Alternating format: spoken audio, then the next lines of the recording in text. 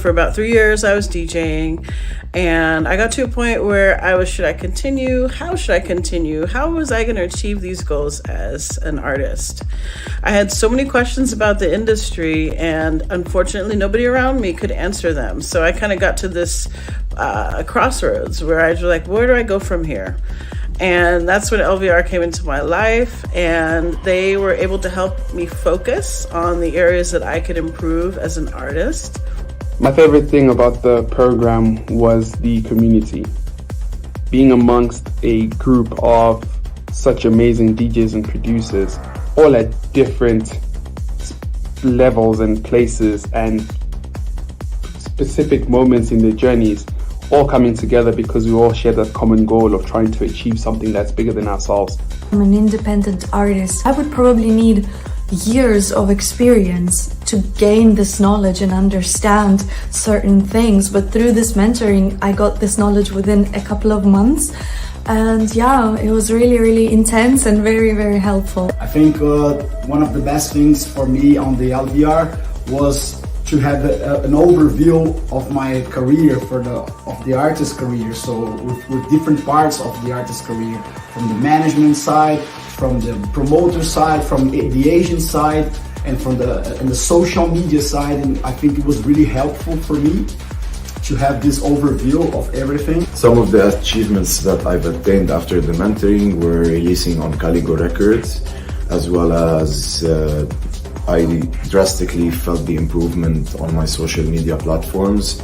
And the most important thing is that I managed to find my own identity as an artist and as a brand. Because of those tips that they gave me, suddenly my tracks were played by Ana, Weba, Victor Ruiz, all in less than 2 months. And these three are my big idols, so it's incredible. So yeah guys, if you think to take your career to the next level, this is for you. So for me as an upcoming producer, receiving feedback and insight from people that has been running in the industry for so long is just priceless. I could say I've seen in the past month concrete results with releases on labels that I always dreamed of. I'm playing here in Berlin, also in clubs. So this class has been amazing. Just give me the confidence to hit up a lot of the contacts I've already had. Basically, because I was always so worried about just trying to be friends with these people and not always ask them for the connections that they actually gave it to me for. And I've got some crazy responses, and even with the social media, traffic agency reached out to me recently saying hey, we've noticed you guys are making some moves, and it's cool. Y'all have been a huge help in my career. I have a little tour coming up in September, doing Chicago, LA, Vegas, and Austin and Houston, but that's just Texas. So it definitely helped me a lot. There's so much information I had no clue about, how do promoters book people, how do agents work, how do managers work, how do labels even work. That was really really insightful. I really appreciated you guys bringing people from each and every part of the industry to come and talk to us and tell us how things work. And I find that really it's amazing, it's a lot of valuable information. You're longing for your tracks to soar, yearning for your sound to roar, dreaming of a stage so vast, craving moments that will last, eager to share your inner fire, desire for your talent to inspire. But the journey start seems unclear, lonely, filled with doubt and fear, uncertain steps along the way, introverted, don't know what to say. Networking is like a daunting climb, shyness makes backstage a distant chime. In your studio, you feel so small, no clue how to join the music hall. Phone in hand, content unknown, art's your passion, not just for show. Social media, it's hard to admit, you are an artist, not a marketing kit. Fear of rejection, don't let it make you pout. I understand, no need to feel left out. I see you, I feel you, that's what I'm about. Here to help you erase the seeds of doubt. Join us now, let's conquer, there is no doubt. This is just the start, let the courage sprout. The beginning of a journey, free from strife, Embrace it fully. It's your headline life.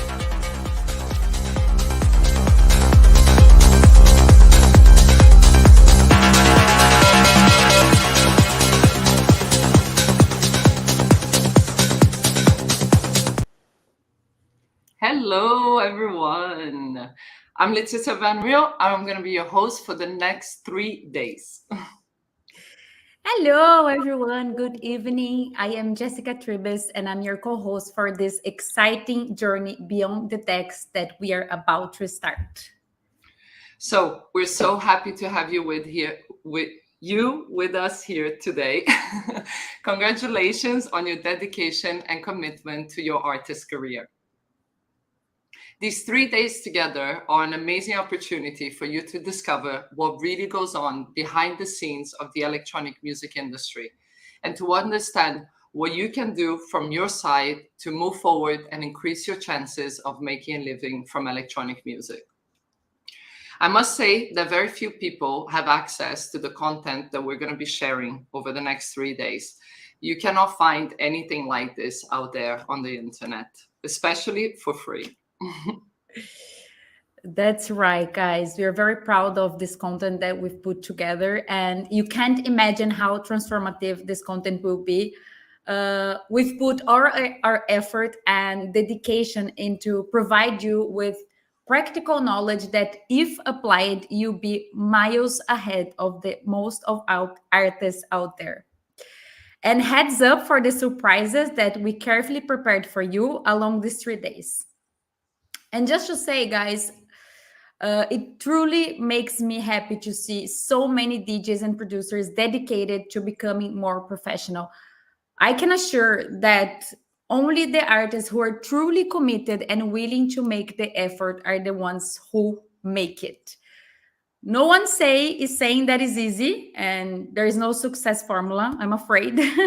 But it's certainly possible if you are equipped with the right tools, mindset, and knowledge. And that's exactly what we are going to share with you tonight, tomorrow, and Wednesday. So make sure that you are here with us during these 3 days.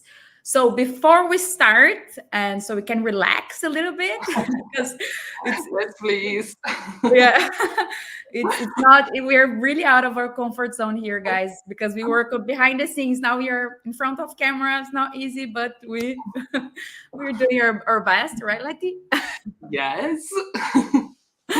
Okay, guys. So just we would love to know where are you guys from. I'm from Brazil, but I'm speaking from Barcelona. Letizia is in Lisbon.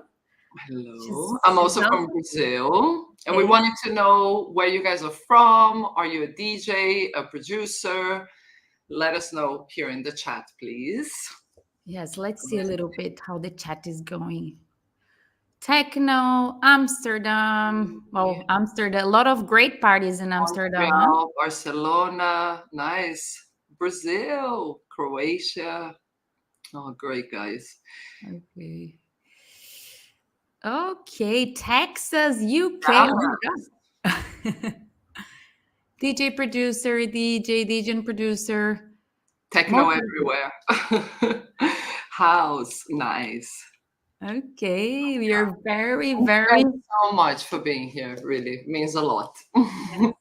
We're very international, right? As same thing in the mentoring, as we have artists from, I think, over 30 countries now and counting. So, yes, guys. So just one important warn for you is that at the end of the session today, we are going to have a Q&A. So you guys can ask your questions related to this topic today directly from us, to us. And we are going to also do a Instagram profile analysis too. I don't know, maybe, yeah, two. Maybe Letizia gets excited, but who knows? So we are going to do this analysis to share how you can improve, share some insights and feedbacks. It's going to be live, so don't miss it out. No, and it's also good that you can watch and learn from what everyone else is doing with their Instagram. All right. So guys, our intention here today is to make your journey, which can be very complex in this industry, an easier one. But obviously, there are steps that you need to take. You can't just be sitting behind your computer producing music or researching tracks for your next performance. If you're only doing this, then you won't get much further.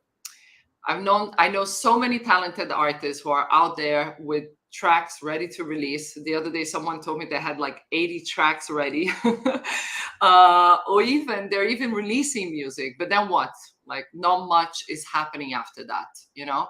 And it's because they are not aware of, you know, that there is a journey to success, basically. They're just running around doing the same obvious things, but lacking this crucial aspect that has a huge impact in your artist career. And that's the business side. So I promise you that if you stay with us and you learn carefully what we're about to teach you, you will already have great results to your career. But there is a very important question that I need to ask you. Are you willing to get out of your comfort zone? Ooh.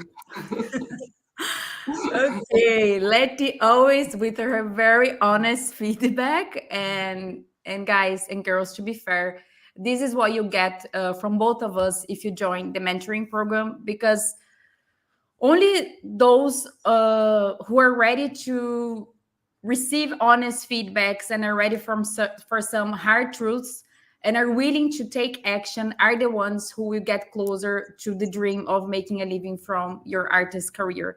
But of course, as I said before, there is no success formula. It's hard work, okay? And we have to be honest with you here. And we won't be able, of course, to teach you everything you need to know in these 3 days because it takes time, okay? That's why there is this step-by-step process that you begin during these 3 days, during the Beyond the Decks journey. And if you're willing to take the extra step, this journey doesn't end on Wednesday. You have the opportunity to continue with us, receiving close guidance from 3 months on the LVR mentoring program for artists. For now, let's focus on what you learned during this 3-day course. So guys, as a reminder, so today's class is on social media and mastering the social media landscape.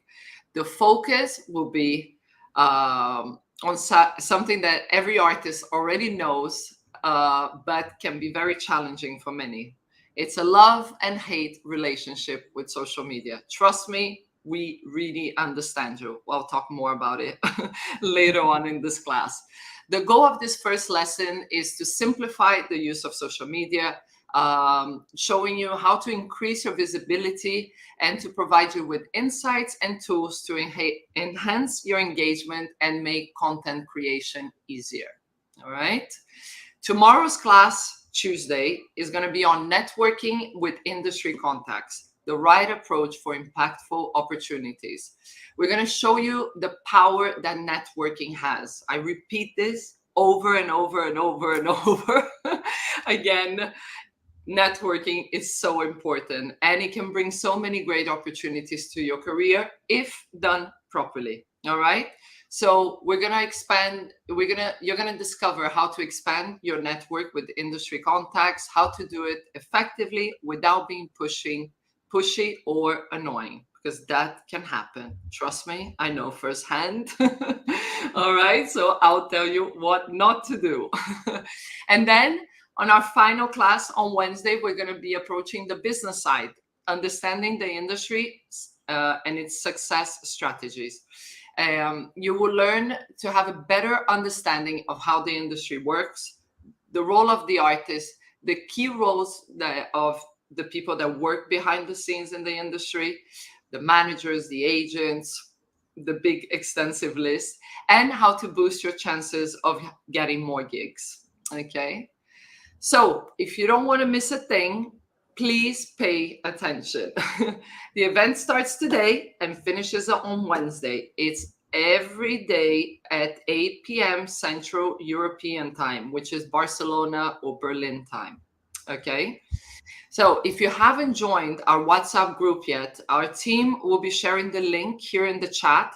And please join, because there you're going to receive the bonus materials that we have created especially for these sessions. We will also be providing the lesson. Like, I know APM CET can be a bit confusing for some people, so in there we're putting like the different countries so you can, you know, figure it out. But if you're here today, it's the same time tomorrow, same time on Wednesday. All right, so please click on the link now to join this WhatsApp group. Super important, especially for those bonus materials that we're sharing with you for free. Very cool bonus materials. Today, I think we have content ideas for social media, but we'll talk about that later on. So guys and girls, just to ensure that we are on the same page here, this event is created for electronic music DJs and producers, beginners or advanced, artists who are looking to become more professional, for those already making a living from music, and for those who haven't yet made it a full-time job, okay? And this event is not made for artists who are looking for an easy magical solution, okay? So if you are looking for this, sorry, we're not going to provide this. And if you find out what that magic solution, please let us know. Yes, please, you're hired. You're hired. Yeah, and is not suitable for artists who are not willing to invest dedication and effort in the journey to succeed in the electronic music industry. In this 3-day course, we are showing the initial steps to navigate the business aspects of the electronic music industry. We can't promise that you get more gigs or transit from a bedroom artist to a headliner overnight in just 3 days, but you definitely be closer to reaching these goals. And we are, for sure, Leticia and I, we are fully committed to fulfilling the promise that you will leave this event a much improved artist compared to when you arrived. You have much more clarity, knowledge, and confidence to make better decisions for your career. Okay, guys? So, one last thing. If you want to engage with us later on, don't do this now so you don't get distracted. But if you want to share a screenshot and tag us on Instagram with the best moments or with insight that you have, you can do this and tag us. Then we can reshare on our Instagram. If you don't know our Instagram is this one. And yes, you can share and use the hashtag. What is the hashtag tonight, Letty? Hashtag Beyond the Decks. Beyond the Decks. If you're fully committed, please write on the chat hashtag Beyond the Decks. Hashtag Beyond the Decks. Let's do this. I want to see hashtag. We all love a hashtag. Okay. So, guys, before we start, quickly, we want to share why we decided to do all of this, why we decided to do this event, why we decided to create the LVR mentoring program for artists. So I'm going to share a bit of my story, and I've been working in the industry for 17 years now. I've worked in many different roles, such as assistant, tour manager, stage manager, event producer, logistics, to now artist manager, to Victor, who is together with Leticia. We do Victor's management together, and the co-creator of the LVR mentoring program for artists.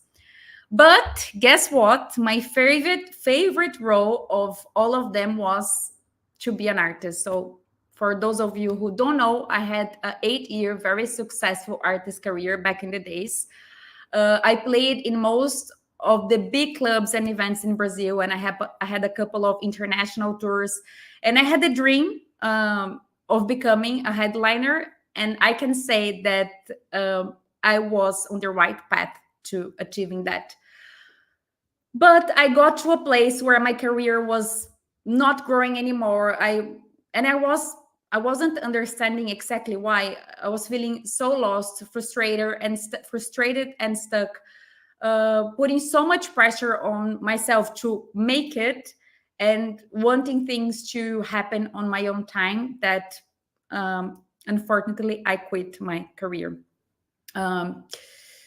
Years later, I started working for Leticia by coincidence because I already knew Leticia as Anna's manager. So I had, was one of my dreams to have Leticia as my manager, but I wasn't an artist anymore.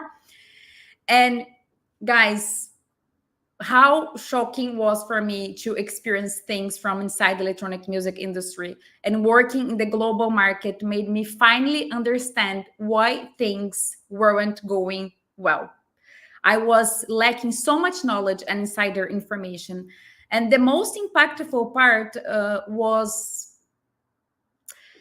to be aware that if I had taken different actions and decisions in my career, I would definitely have better results. I would probably not quit my career.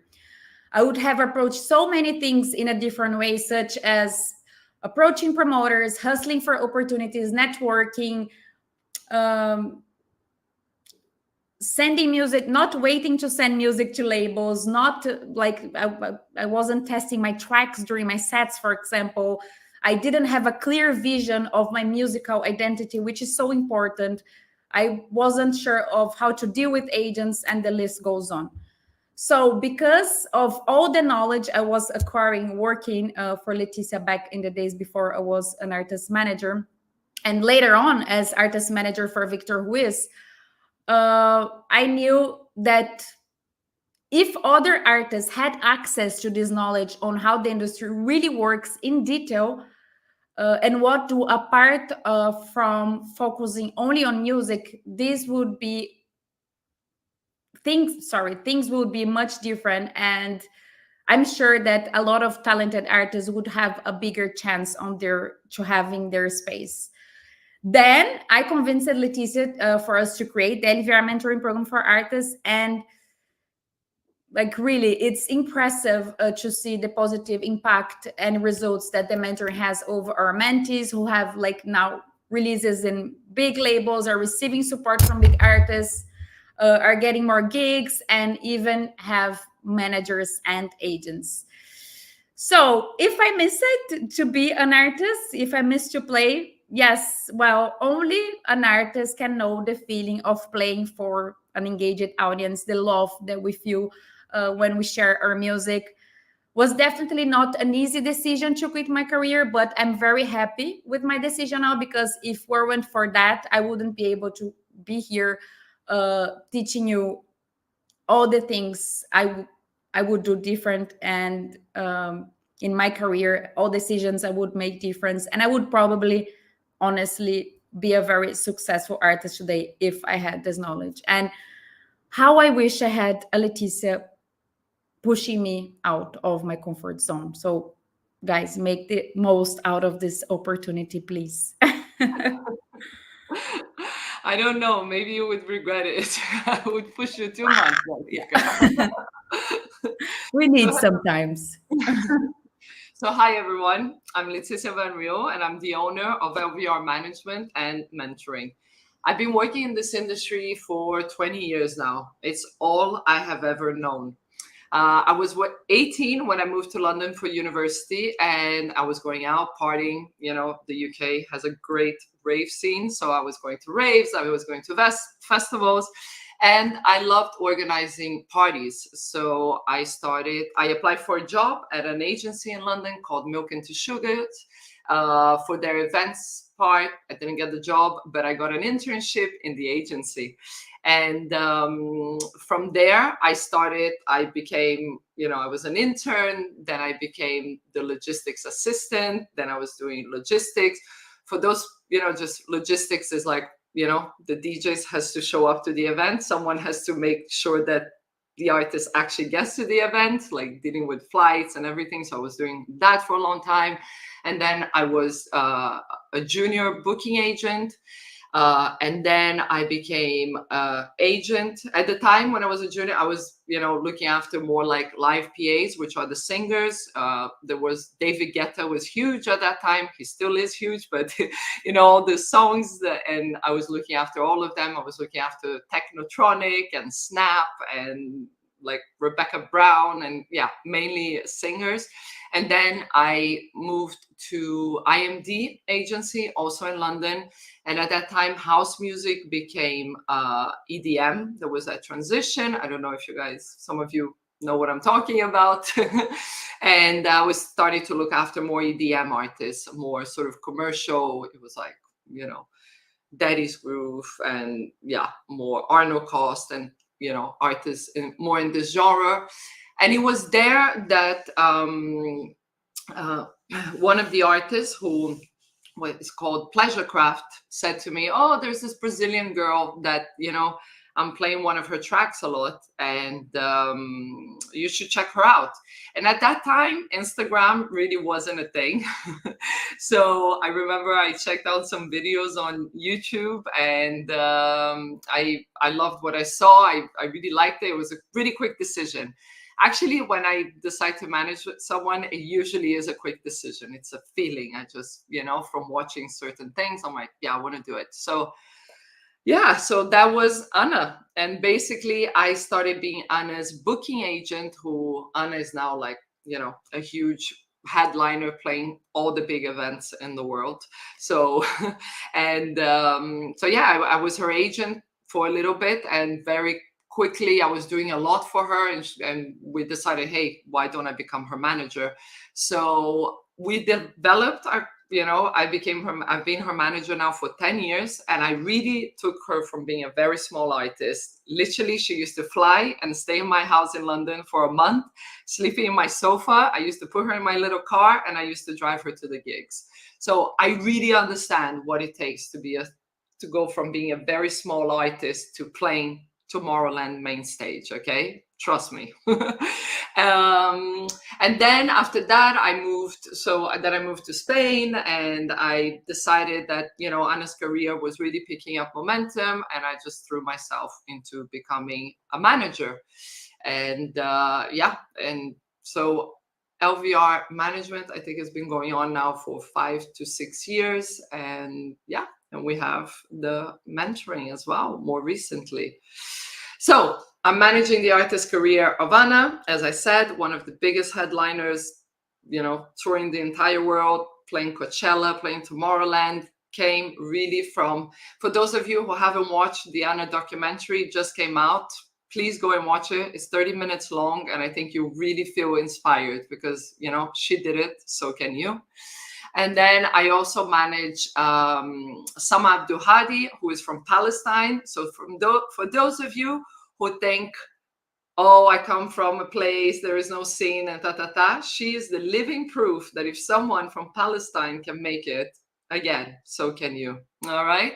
I also most currently took on Noor Jaber, who is from Lebanon. And we've just started working together since January. And it's a really amazing experience because there's like a lot of work going on. And I love this part where, we're making really understanding the product and really making, taking the best out of it and then working on the brand and growing this. So it's very exciting. And last but not least, Victor Ruiz, who I co-manage here with Jessica Tripsi, also from Brazil, amazing artist, also touring the world and doing extremely well.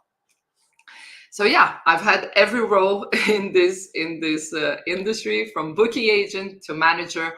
I've worked in the career of very small artists, as an agent, as an agent, and as also as a manager.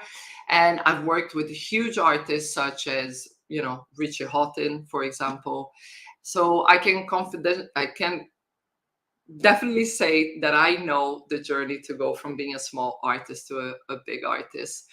I know that a lot of artists are waiting for someone to come and, knock on their doors, and that magically it will happen for you. And unfortunately, a lot of you are reaching out to labels in the wrong ways, or you're thinking that an agent or manager is the solution to your problems, okay? The harsh truth is that a lot of you are probably not at the stage of your career where an agent or a manager might be interested in taking you on. So this is why I'm so proud of what we have created with the LVR mentoring, because you receive personalized feedback to fast track your artist career within 3 months. What we share in our mentoring would take you years to learn by yourself in this very, very lonely journey that it is to be an artist, okay? You receive from us guidance, review on your materials. You will meet industry experts. You'll join a supportive community of artists, and you'll learn the tools to land gigs that actually matter, sign your tracks to labels, expand your industry contacts, and will bring you much closer to getting the attention of agents and managers that you so want, okay? Basically, we are the managers. We are the business side, and you are the creative one. You're the artist. And that's exactly what every artist wants, a manager. This is what you get from our mentoring, the business perspective, the manager's point of view of what you should be doing for your career to evolve.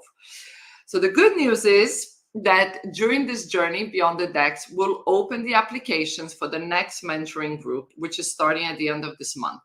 And since the spots are very limited, you have to keep following the classes so you don't miss any information. And you have the chance to be one of the next artists that we will choose to become part of our mentoring program, okay? This event today and our mentoring program is definitely not only about music. That is your job as the artist, is to focus on making good music. My job as a manager is to bring you the business side. So if you want to become a successful artist, you need to understand how the industry really works. Which are the main roles in the industry? Who does what? How do they do it? What we expect from you as the artist? How to conduct yourself professionally and not to be mistaken for an amateur, how to approach and connect with people from the industry, how to catch the attention of promoters, how to increase your visibility using social media to engage with more fans and land gigs, how to improve your online presence, the importance of networking and doing it the correct way, how to negotiate better deals for your career, how to be your own team, and how to be ready to when you get a team. But meanwhile, you have to take on the roles of everyone we're going to tell you about. And all the do's and don'ts. You get an answer directly from us. No, you're not doing this the right way, or no, you should do it like this. We really, have you thought about doing it like this? Like Jessica said, we ask a lot of tough questions, because sometimes you have the answer and I start digging in there and I start, but did you do this? Did you do that? And then, your mind starts to expand and you're like, oh, okay, maybe that's how I should have done it, or that's how I'm going to do it moving forward. We are the only ones sharing this kind of knowledge, which is key to success it's key to a successful artist career in the electronic music industry. Well done, Letty. Thank you. Yes, guys and girls, and listening Leticia say all of this again remind me about my artist career. How I wish I had an event like this or a mentoring program, because we've created all the knowledge that you need to know to really move forward in your career. And with this event, you're already going to learn so much. So make sure to be here, because how I wish I had this opportunity back in the days, really. So grab a piece of paper, pen, silence your phone so you don't get distracted. So you are here present to make the most out of this content that we prepared for you.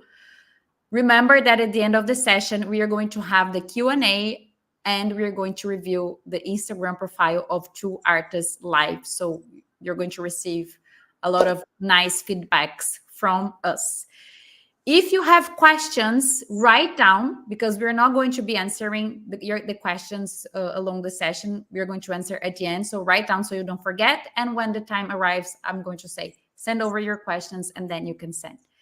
So time to dive deep in our content. Let's do this. Woohoo. Let's go. So guys, let's start this class by understanding the importance of social media to an artist's career. We know very well that this is a love and hate relationship, but you need to accept the fact that we live in a digital world today, and having a strong online presence is fundamental to your success. You need to basically see social media as your friend instead of your enemy. I know it's very hard, trust me, I know, but you need to get comfortable with the uncomfortable, basically. Social media is a very valuable tool that can help you to promote your art, and boost your profile. You're able to share your music with your fans, be creative, share your vision and your personality, create an engaging community, and most importantly, show promoters your selling points and why it's worth for them to book you. If there is a hype around you, then this is the tool that will help you go viral and show promoters that the hype is happening, all right? For those of you who do not want or not willing to try, then I really hope in this class you'll see the importance that social media plays in an artist's career and how you need to carefully treat it and use it. All right. Okay, so now we are going to approach a very important topic, which is which platforms to be, okay? And why this is so important, because there is so many platforms out there, and it's easy to get overwhelmed with everything an artist needs to do nowadays, right? There's so many things. You need to produce music, do content for social media, network. But yeah, that's what you need to do. So selecting the platform that you want to focus is important so you don't get lost or blocked. So to help you select these platforms, you should consider a couple of things, which are the target audience. So consider where the fans you want to attract are more active and how they like to consume a specific type of content. We are going to approach types of content later on this class. You should consider factors such as age and music genre. So for example, for hard techno and what we call TikTok techno, you can explore more, obviously, TikTok platform. And also TikTok has a more younger audience still interacting and using the platform. Facebook still can be explored considering older audience, okay? We're going to talk about more Facebook later on as well. Strengths and features on each platform. So what do the platform offers for you to leverage your results? For example, Instagram and TikTok, of course, are visual platforms, and they are ideal for you to showcase your music and performance, whilst Twitter may be better for engaging real-time conversations with fans, for example.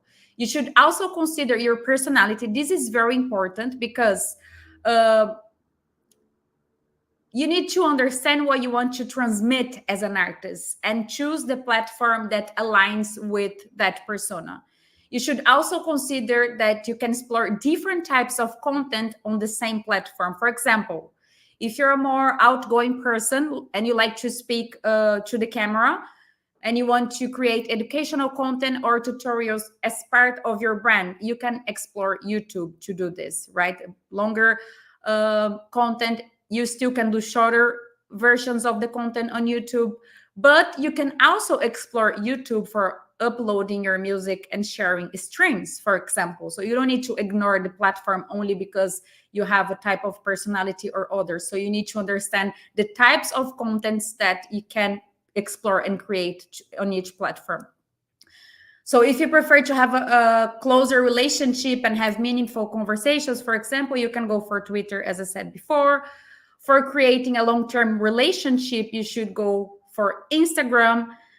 And last but not least, something very important when deciding the platform is what won't block you from posting. So I think this is super, super important, not to say the most important thing, because it's always good to explore new platforms, as there is a huge amount of followers waiting to discover you in all different platforms.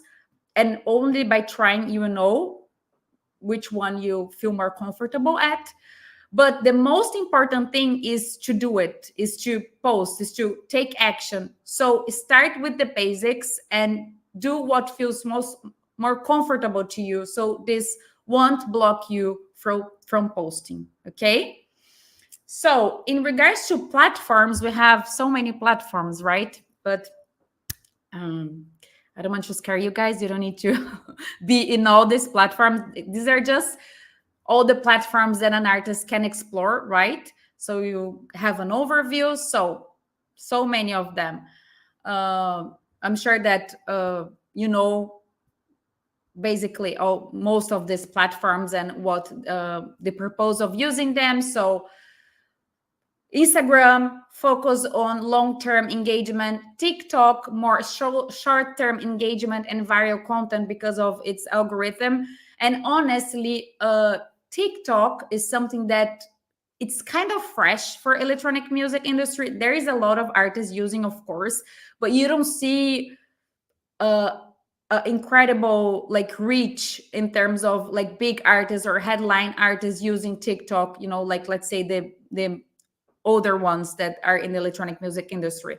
But I highly recommend you to get familiar with this platform, as you know, it has a huge potential to be explored and spreading your content out there, mainly to younger audience who at the end are a huge part of this industry.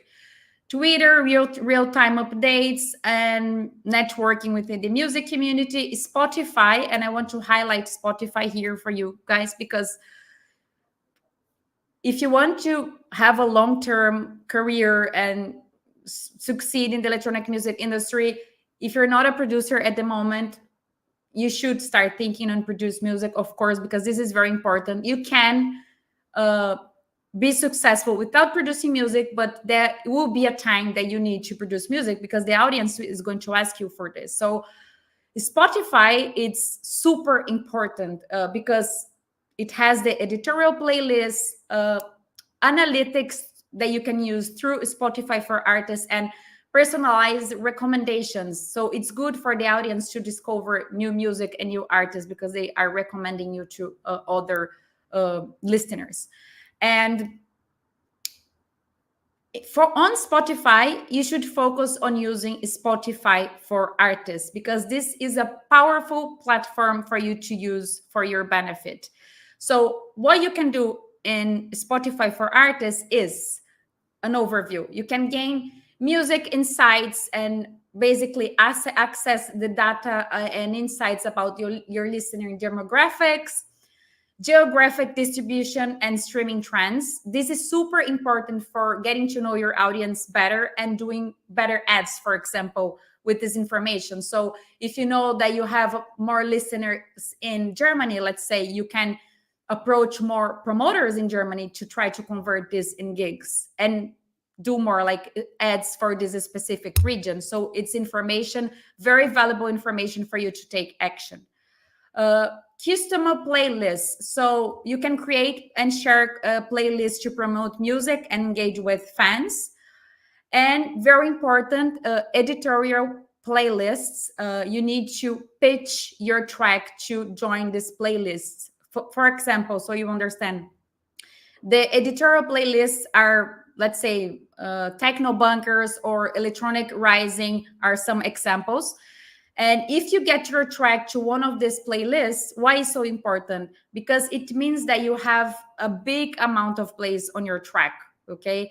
So your reach is going to be huge. That's what we are aiming for, right? So you can get more fans and listeners on Spotify, which is so important.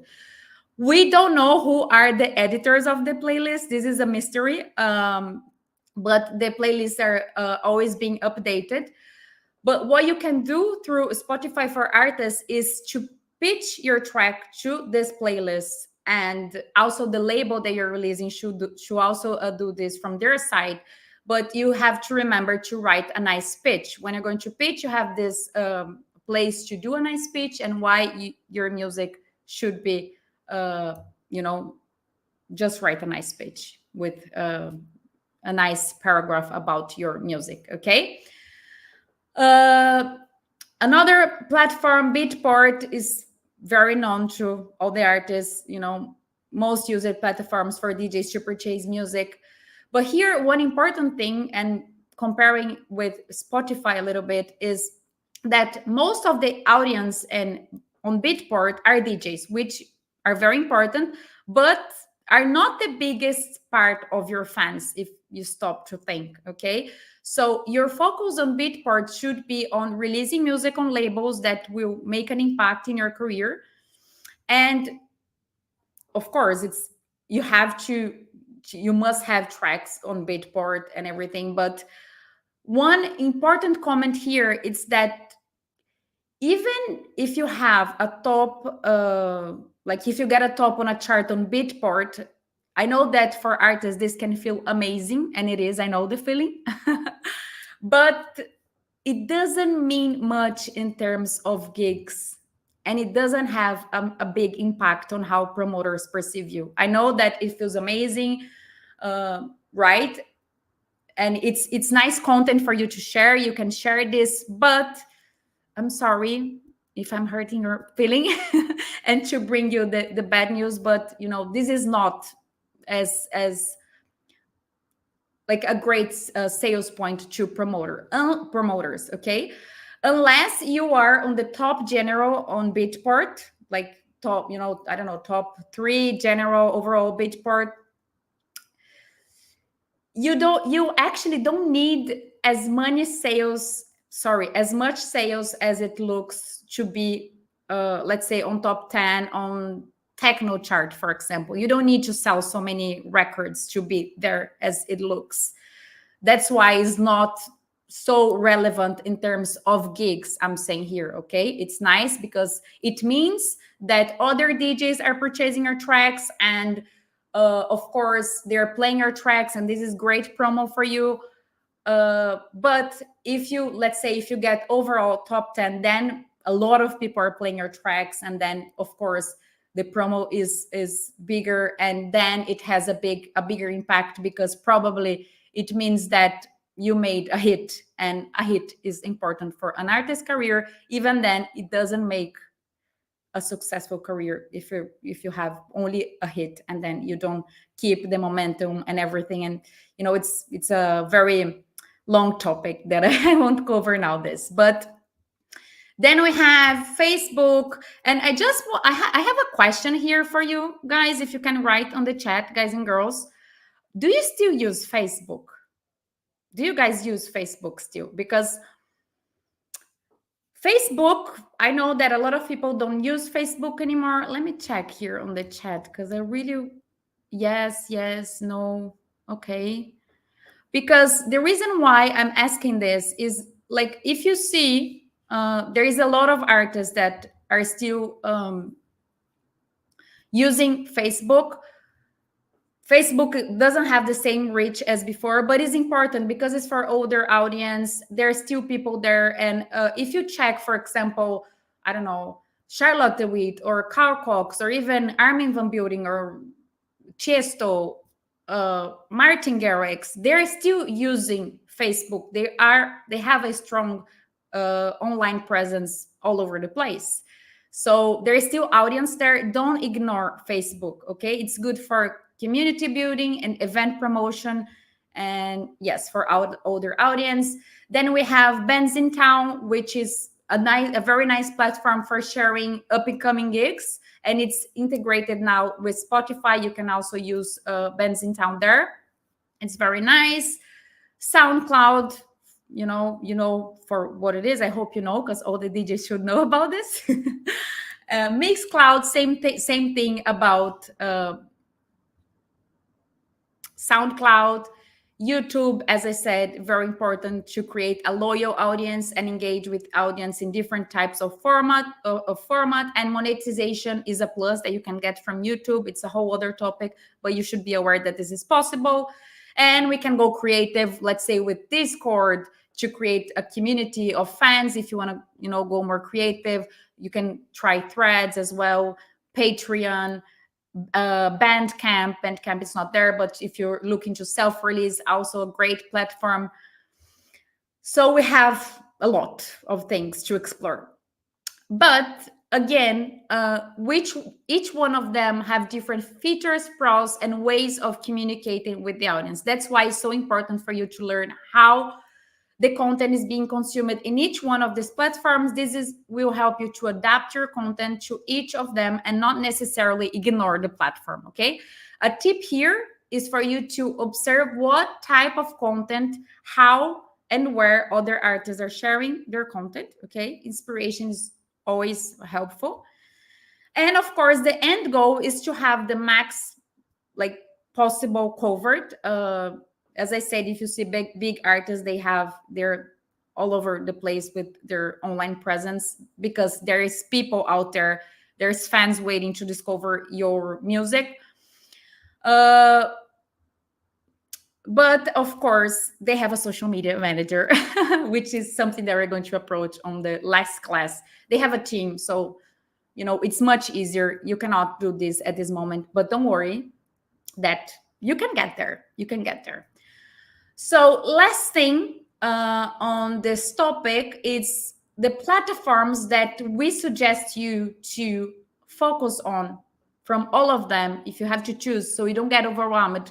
So you can start with the basics, is Instagram, of course, because a lot of people out there checking content for long-term engagement and growing your fan base. You should be on Instagram. Spotify, as I said, the reasons why, and Spotify for artists.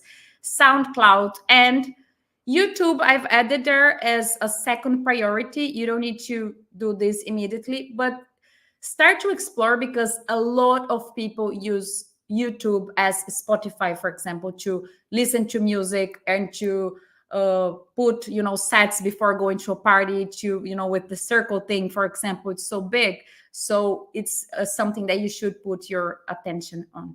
Okay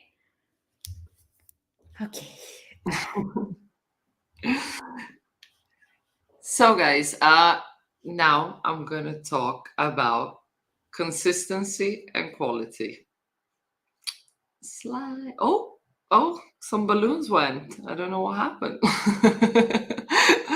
So guys, I know that a lot of you don't have a big number of followers. And when you don't have gigs, content creation can be very frustrating, okay? You can feel sort of lost and stuck and blocked and unmotivated, not knowing what to post. As I said before, social media is a platform to share information with the world. So if you don't have anything at all happening in your career, then yes, it is difficult to create content, okay? Of course. So one thing leads to another. Social media is what you use once you have created the content, all right? So if you're not recording mixes, if you're not creating playlists, if you're not producing music, if you're not releasing music, if you're not having any gigs, not even small ones, or collaborating with other artists, you need to be out there to create opportunities for your career. So that's why you probably have no content, because you're not creating the content.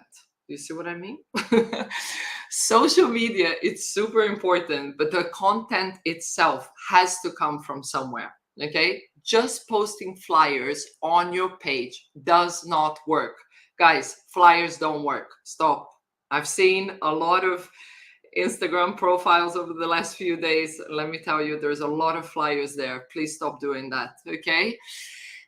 You have to think, basically, if someone comes across your page, why would they decide to actually start following you? Coming across your page is one thing, following you is another. And what do we want? We want people to follow you. Which is why I even push that the quality of your content over the quantity is the most important. But the quality and the quantity is the dream. If what you're posting is not of quality, then the quantity doesn't matter because it won't engage, okay? And when I say engage, we talk about engagement so much, engagement. The word is being so loosely used now that, if the literal translation of engage is to attract, to involve someone in, to participate. So of course, we love when your mother, your sister, your cat gives a like and everything, but ultimately that's not what we're after, is it? The aim here is to attract new followers and make them stay because they like your content. I know, a lot of pressure going on here, guys. I understand that you're probably wondering how to go about creating everything that I just mentioned in the correct way. Of course, it doesn't take one class of us sitting here and, I'm going to tell you, do this. It takes months because you need to practice, you need to see what works, you need to see what your fan base is into, you need to test different things. And this takes time. It doesn't, and everyone is so individual. Everyone should put across their own personality into, these posts and everything, instead of copying what so-and-so is doing. You need to see what works for your audience, okay? So, this is why, it takes months of working together to be able to get to that place where you're like, oh, okay, now I figured out, what works for my social media. Social media is part of a timeline of where you share your content that you created, okay? So that's why it's so important for you guys to, join us tomorrow, where we're going to be talking about networking, and the day after about creating opportunities, because all of these points are a vital part to the bigger puzzle that leads to having content to post. Do you guys see what I'm doing here? I hope you're following me, okay? If I want you to leave this class with one lesson today, is that consistency and quality is key. We're going to be talking about quality later on, where we, sharing some how to create quality content, okay? But this is extremely important, guys. I see so many Instagrams where, no, I'm going to share here later on what I'm talking about, okay? So algorithm favors those who post consistently, okay? The content that gets the most engagement and follows will then get the most reach and impressions, which will then lead to even more engagement and follows. So basically, it's like a snowball effect, all right? But you need to create quality content. I know you guys are like, I know the struggle is super real here, okay? But like I said, practice and repetition is what makes you improve in the process. Done is better than perfect, all right? So you guys are there practicing your mixing techniques, or you spend hours in the studio producing music, and you can probably already notice how much you have improved, all right? So why I'm saying this is because I know that a lot of you go, oh, I don't know how to do the social media thing, and you leave it there and you don't try and tackle it. It's what I read the other day. Oh no, I forgot exactly how it goes, but it's like, what you don't want to deal with is what's going to change your life, So once you put your attention into something, is that moment. Someone can write in the chat the correct way, because I forgot the saying, but I'm sure someone knows. It's the thing that you don't want to focus on that can change everything. And I'm sure that a lot of you are not focusing on social media, okay? So you need to go, you need to try, you need to practice. Today, you're going to learn what we expect from you guys as quality content, all right? You guys have no idea how much, I understand what you guys go through, because trust me, to put all of this together, to do, the mentoring Instagram takes me putting my face there, on social media and talking and this and that. And it takes Jessica being like, come on, Leticia.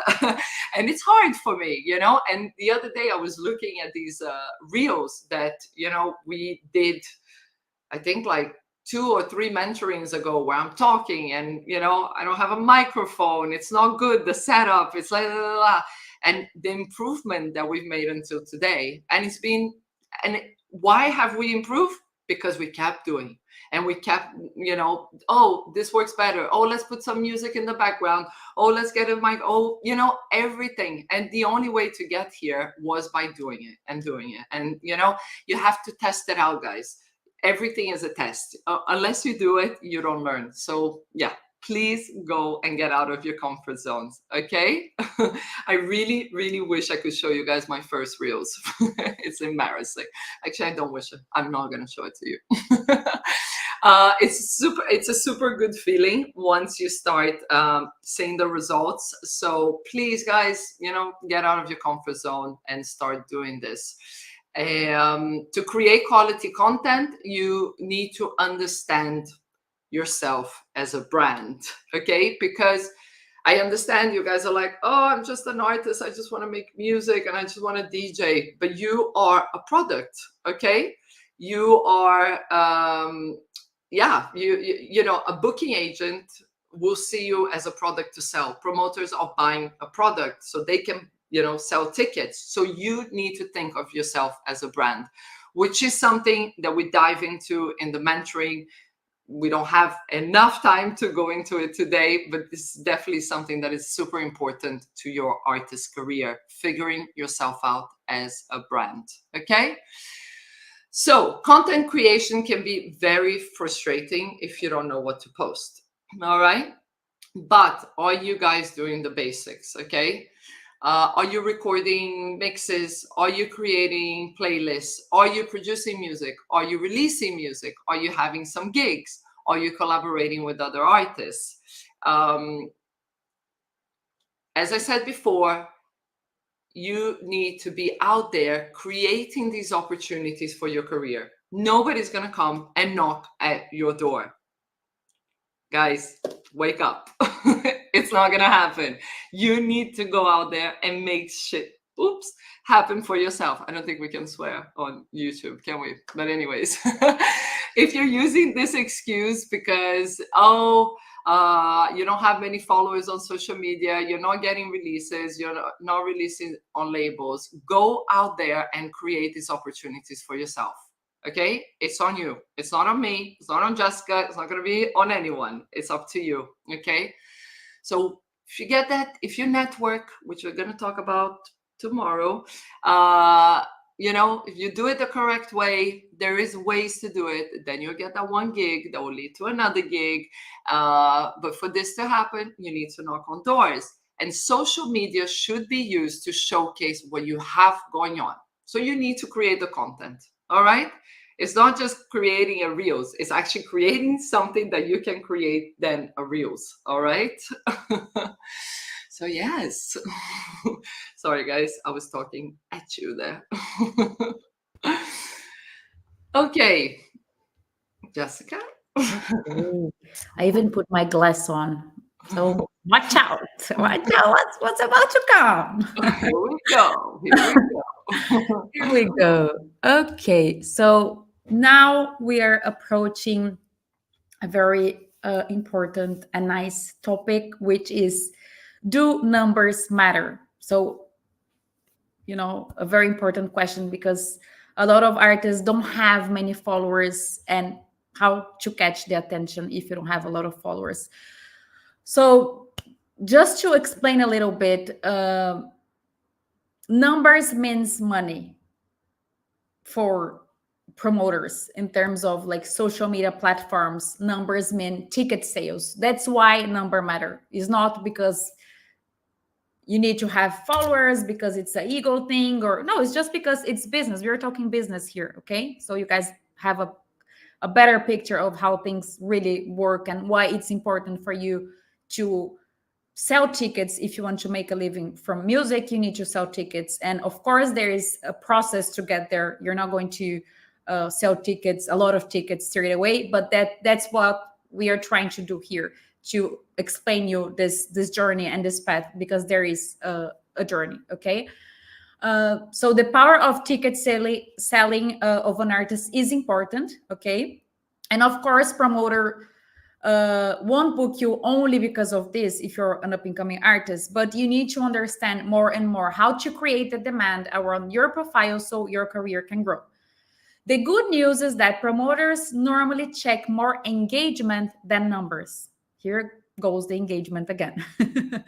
So yes, you will catch their immediate attention if you have a high number of followers, but most of the promoters are now very aware of the fact that a lot of artists are buying followers. So they're now also checking engagement and, for example, listeners on Spotify. That's why we highlighted Spotify. That's why it's so important, okay? Today, with all these fake numbers around, we can't really trust what we see, but there are a lot of platforms that give real numbers and reach and engagement to help promoters when deciding on booking a DJ.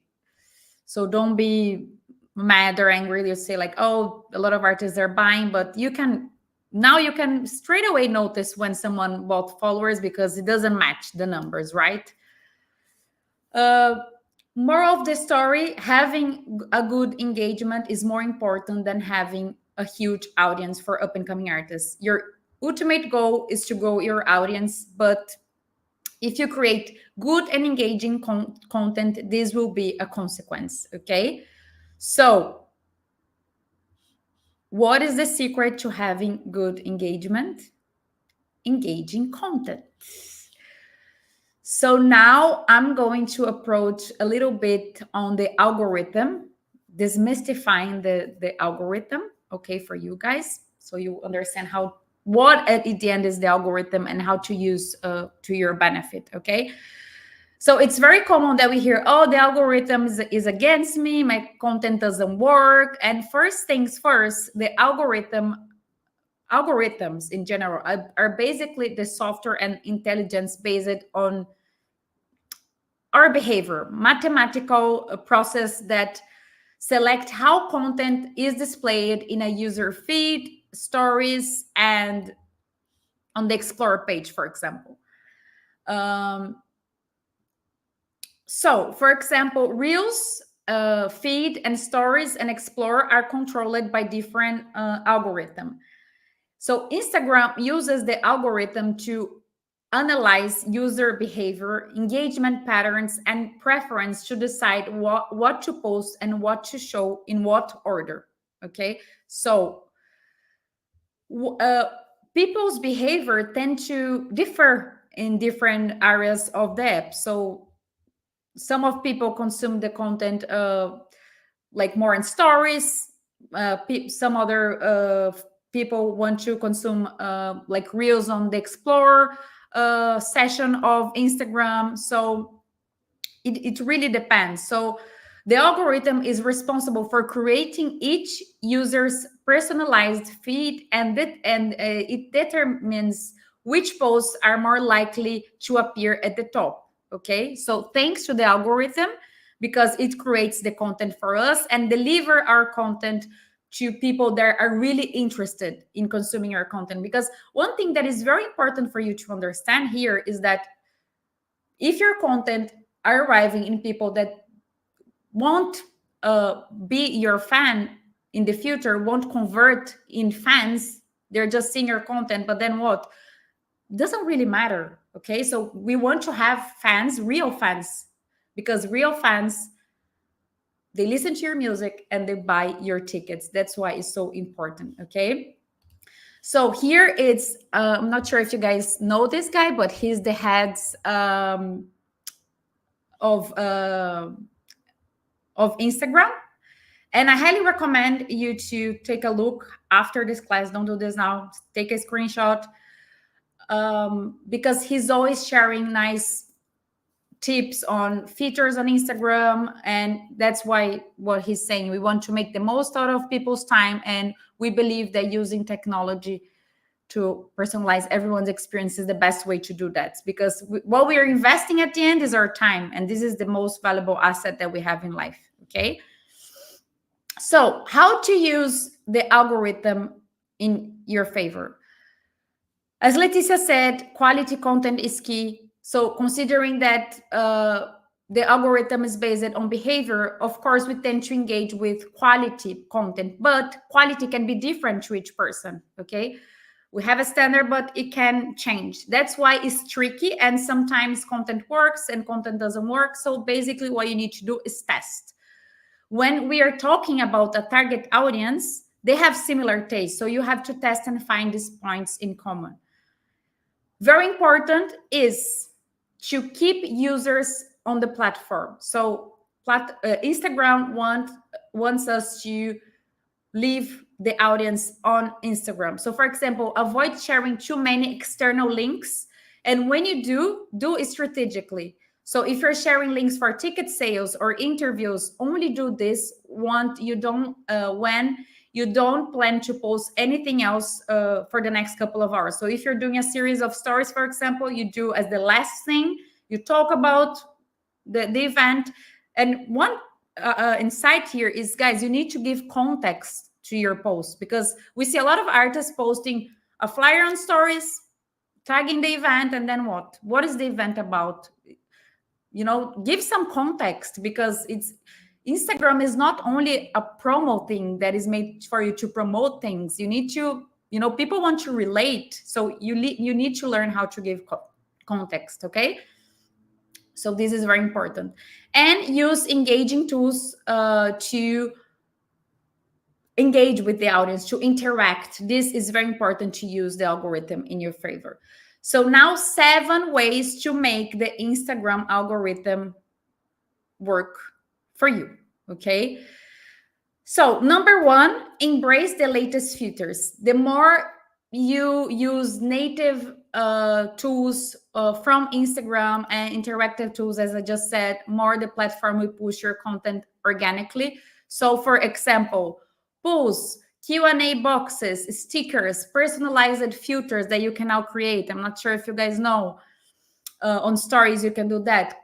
Collab posts, funny audios that you can create content with that. Remixing other reels. So you can, for example, create a remix. I'm seeing a lot of that kind of content. We are always exchanging this content, Letty and I, about like DJs, they're remixing, a kid singing to the dog. This is content. And it's not that complicated. You don't need to go crazy, fancy, it's easier than it looks like. I'm not saying that it's easy, but it's easier than it looks like if you start doing it, okay? So you can create these remixes from another trend music or another reels, for example, broadcast channels, reels templates on Instagram that will make your life easier. So, and the list goes on. You can check this also always in the Adams account that on Mosteri's account that I share it with you. Diversify your post types. So ensure that you use like different post types, so single images, carousel posts, reels, stories, lives. This is key to successfully navigating the Instagram algorithm. Sharing your content in different forms helps you to reach a wider range of people, because people, as I said, consume content in a different way.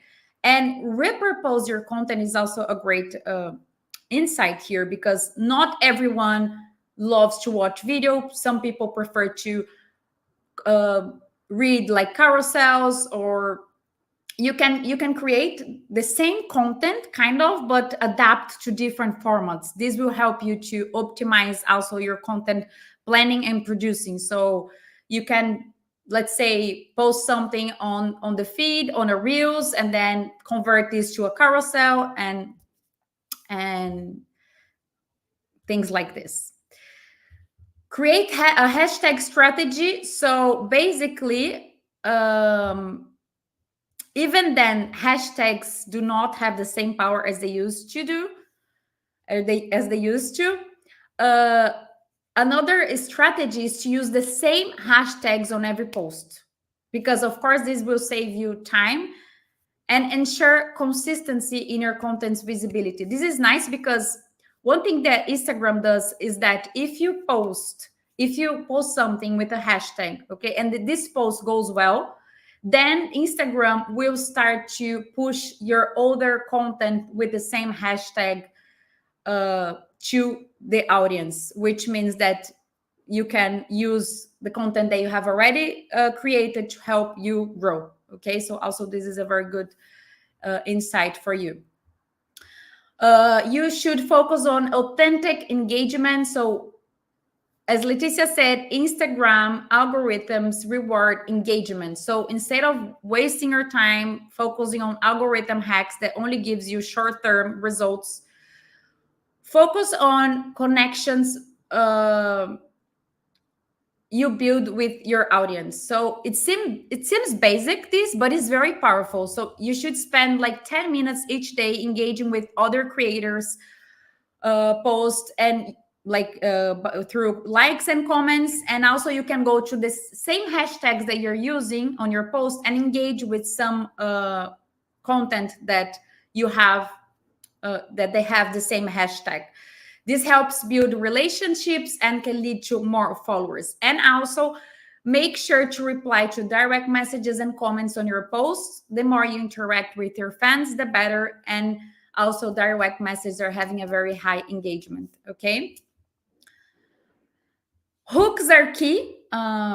So make sure to create powerful hooks on your content, okay? In your videos.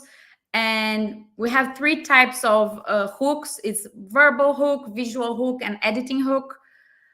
You can play around with this. Again, you don't need to go crazy, creative, fancy, but it's important to have at least one of these hooks because it gets the attention, okay? The content needs to be dynamic if you're creating video, and mainly at the beginning of your content, because it's the beginning where people decide if they're going to watch that content or no, okay? Recognizable content and series. Another thing that Instagram, it's currently pushing, the algorithm is pushing, it's and it's a great idea, it's to create a series like content or recognizable content. You know, when you see content and you quickly recognize from who is it from, if one of these pieces of content perform well, the Instagram will automatically push other similar contents that you've created before to these fans. So it's like a domino effect. And also the contents that are performing well is going to be delivered for similar fans. So that's how you really grow your fan base. So for example, you don't need to again go super creative.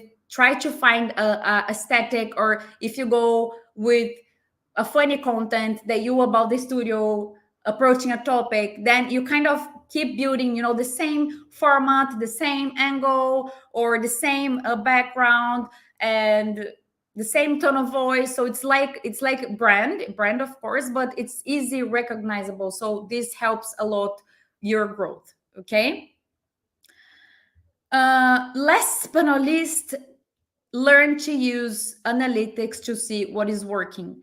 One of the best ways to understand what your audience is enjoying, it's seeing the Instagram stats that you have on your Instagram. Of course, you should have a professional account. We hope you have a professional account. And using Instagram's stats, you can check which posts are performing better, which posts have like savings or sharing or likes or comments. All the different metrics are important depending on the intention that you created. So if it's reach, then this is what you should look to see if the content performed well, if it's likes, if it's shares. So when creating the content, it's important to have this in mind. It's important to understand this intention, okay? And also one important thing is that you can check the best time for you to post, because there is no rule on what is best to post to everyone. You need to check what works for you. We have, for example, in our Instagram, our specific time on what our content performs better. And of course, remember that if you're talking to electronic music, you know, fans and ravers, you should not post, for example, or a Sunday morning when people are often on after parties, probably. And guys, try to have fun, okay? Don't go crazy on the analysis. Try to like do it, put in practice all of this. With all this knowledge, you can already see great results on growing your fan base. And remember to be consistent, because this will impact your results. So guys, everyone always asks what to post. Okay, the $1 million question. Well, I'll try and answer this for you. So there will always be someone who can relate to your story, to your music, and that will find your content interesting and engaging. The important thing is for you to understand how to communicate with your audience. Figuring this out takes time and dedication. Yes. Okay. I want to share some examples with you here of some artists that have figured out what their audience is expecting from them. Okay. Obviously, this didn't happen overnight, and some of you guys might not like these people and everything. I'm not. It's just to share that it's obviously working for their careers. All right. So I just need to share my screen. So hang on. Okay, the first one is Stella Bossi. Okay, she's a very controversial one, but she figured it out, guys. You know, she does this more sort of gimmicky content, and it works. You know, has a lot of followers, and she's playing around the world. But yes, you know, it's not everyone's cup of tea, but it works. Okay, so that's Stella. And then we have now I'm gonna share another one, which is, sorry guys, bear with me because I have to share the screen. So Fred again. Okay, it's a much more like homemade sort of, it's him, like, you know, doing stuff from home in the studio. And that's what he does. He does all his posts are, you know, it's not the most beautifully looking, appealing thing, but look at this guy having fun. You know, but all of them are more, you know, like, yeah, home stuff. All right, so that's Fred again. And then we have, just one second, just gotta share my screen again. Then we have Peggy Gou, which is more sort of fun, personal lifestyle, fashion, sort of unobtainable sort of lifestyle, you know, and it works. Again, she uses a lot of the carousels, you know, to talk to the audience, and she understood this is what they want. Yeah, so that is Peggy. And then let's talk about just share another one, Adam Bea, for example, who is more, you know, focused on sort of reels for the gigs, basically.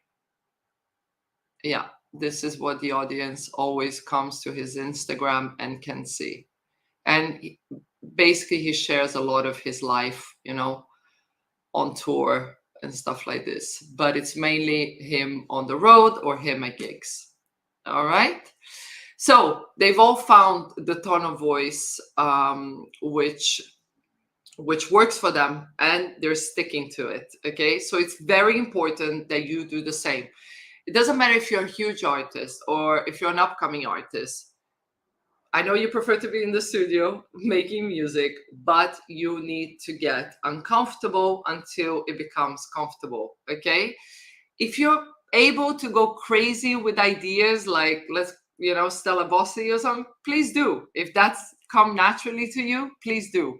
You know, but I know to a lot of people it doesn't. So you got to figure out, you know, an aesthetic and stick with it for a little while to see if it works. If it doesn't work, then you try something else, okay? But stick with it. It's not like in one post that you're going to be able to see, oh, this worked. You have to give it like a couple of months of trying the same thing to see if your audience is, you know, engaging with that content. But I read in the comments somewhere, it's better to start with what you have than waiting for it to be perfect, okay? So just start and just think, oh, I'm gonna do it a certain way for the next 2 months. See if it works. If it doesn't work, you try a different tactic over the other 2 months, okay? You can be sharing even like your journey to want to become a headliner. Is the narrative on how you share this on social media that really matters, okay? We don't have time today to go in depth about branding, but this is very, very important, guys. So if you need to do some soul searching, you need to do some research of what you can offer as a brand, because you're not just the artist making music. Times now have changed, you know, there is really branding, and you know, really taking the time to think what makes you more special than the other millions of people out there who are trying to make it. It's, of course, your talent, your music, and your brand, okay? So really have to do some soul searching in there, okay? So now I'm going to share some 15 simple content ideas that you can use to create content. So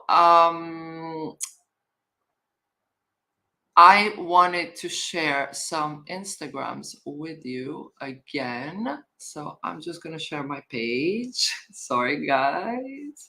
Please bear with me.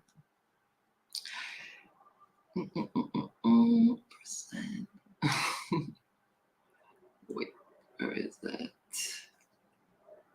Oh, here.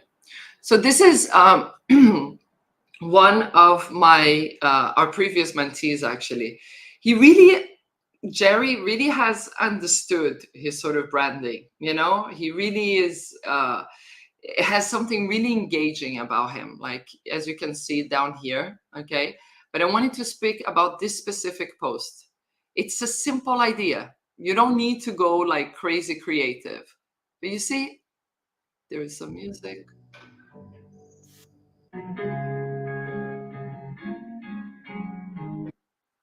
Like, this one doesn't even have sound, you know? But there is something that Jerry does that really makes it super,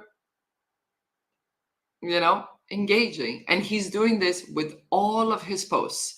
This is what you can expect from him all the time. And honestly, I think he's doing a great job, okay? So this is Jerry. And then I wanted to share with you some sort of lifestyle pictures. There we go.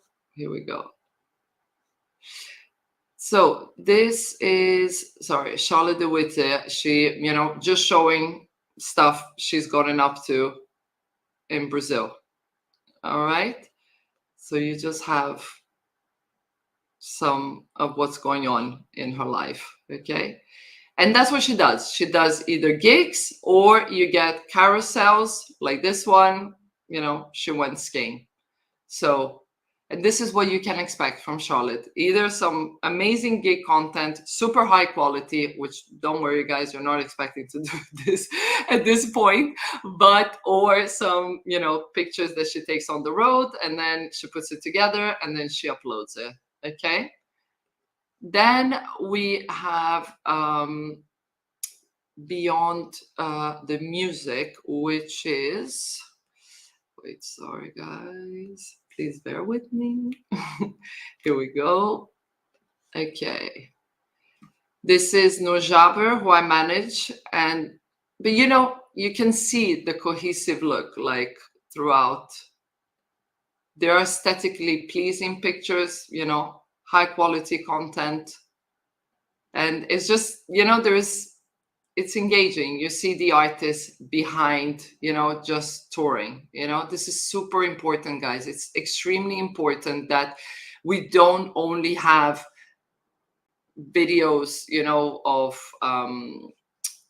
sorry, I have to stop sharing. It's super important that we see you as a person as well. But this doesn't mean that you're going to be sharing pictures. You know, there's a big mistake that artists make, is that they suddenly are posting as an artist and they're suddenly posting as, you know, themselves. And guys, this has to stop.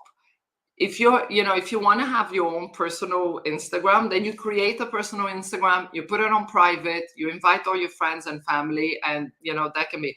But if you are the artist, the only thing you're going to be posting on that Instagram is with a hat of the artist, with your artist name. Forget your personal name, okay? Unless you create, like, you know, I just showed you, like Noor and Charlotte have done this sort of carousel, you know, sharing content of what they got up to. But mainly, you know, it has to be like carefully selected, the pictures that you're going to post. I see a lot of people posting like it just looks a bit amateur, and you just have to, you know, step up your game a little bit, okay? Make sure that you're like selecting like sort of nice looking pictures, basically. Not of you, but of the scenery, of course, of you as well, if you want. That's important to you. Okay, then I want to share here another one, which is sorry. This is from our artist as well, Victor Ruiz. He really, you know, cares about mental health. This is super important to him. So throughout his Instagram, he has quite a few posts where he goes into the more, you know, like mental health, like issues, and, you know, so yeah, he likes to post this sort of, you know, it's one picture and with a longer caption. Okay, if you guys are going to post only one image, make sure that the caption is very personal, all right? Because usually the one picture thing doesn't work, okay? It's mainly reels now or carousels. So if you're ever gonna post only one picture, make sure it's like a heartfelt message, all right? Then what else do we have? This one is, share again. Okay, always try and bring stuff to. It is truly exceptional. And exceptional in it is making amazing sounds to communicate. Nature is truly exceptional.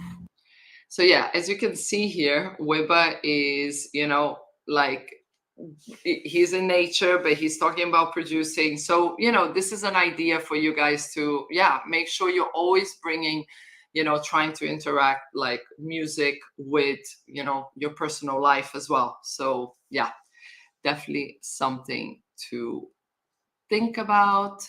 Then we have the next one is, oh, yes, Rainier.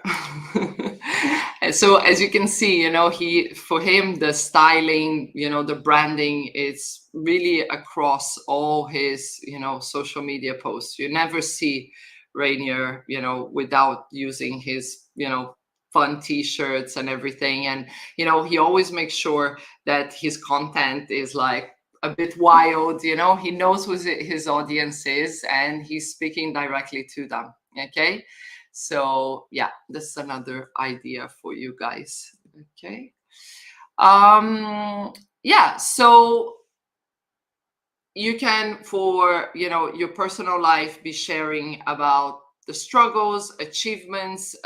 Mainly you should keep this on your stories. Okay, yeah, so it stays there for like 24 hours. Or if you're going to do a post, as I said, make it, you know, the caption. these days it's hard for people to read long captions. So if you're going to write a long caption, you got to make sure that it's personal, okay, that it's truly engaging. You can talk about music and, you know, places that inspire you to produce, or you can post pictures with artists or people who are references to you, okay. Old pictures of you as a raver, the beginnings, you know, perhaps your studio a few years ago and where you are now, and also, of course, gigs, okay? To be posting gig content is super important. You should also be posting behind the scenes if you are, you know, if you have a tour coming up, you know, if you're on tour, then make sure to shoot some videos of that. Things that you've learned, things that didn't go as expected, production tips. But please do these production tips with moderation, because it shows authority. But I feel that sometimes you guys get back into your comfort zone of just making production tips videos. So please be careful with this, okay?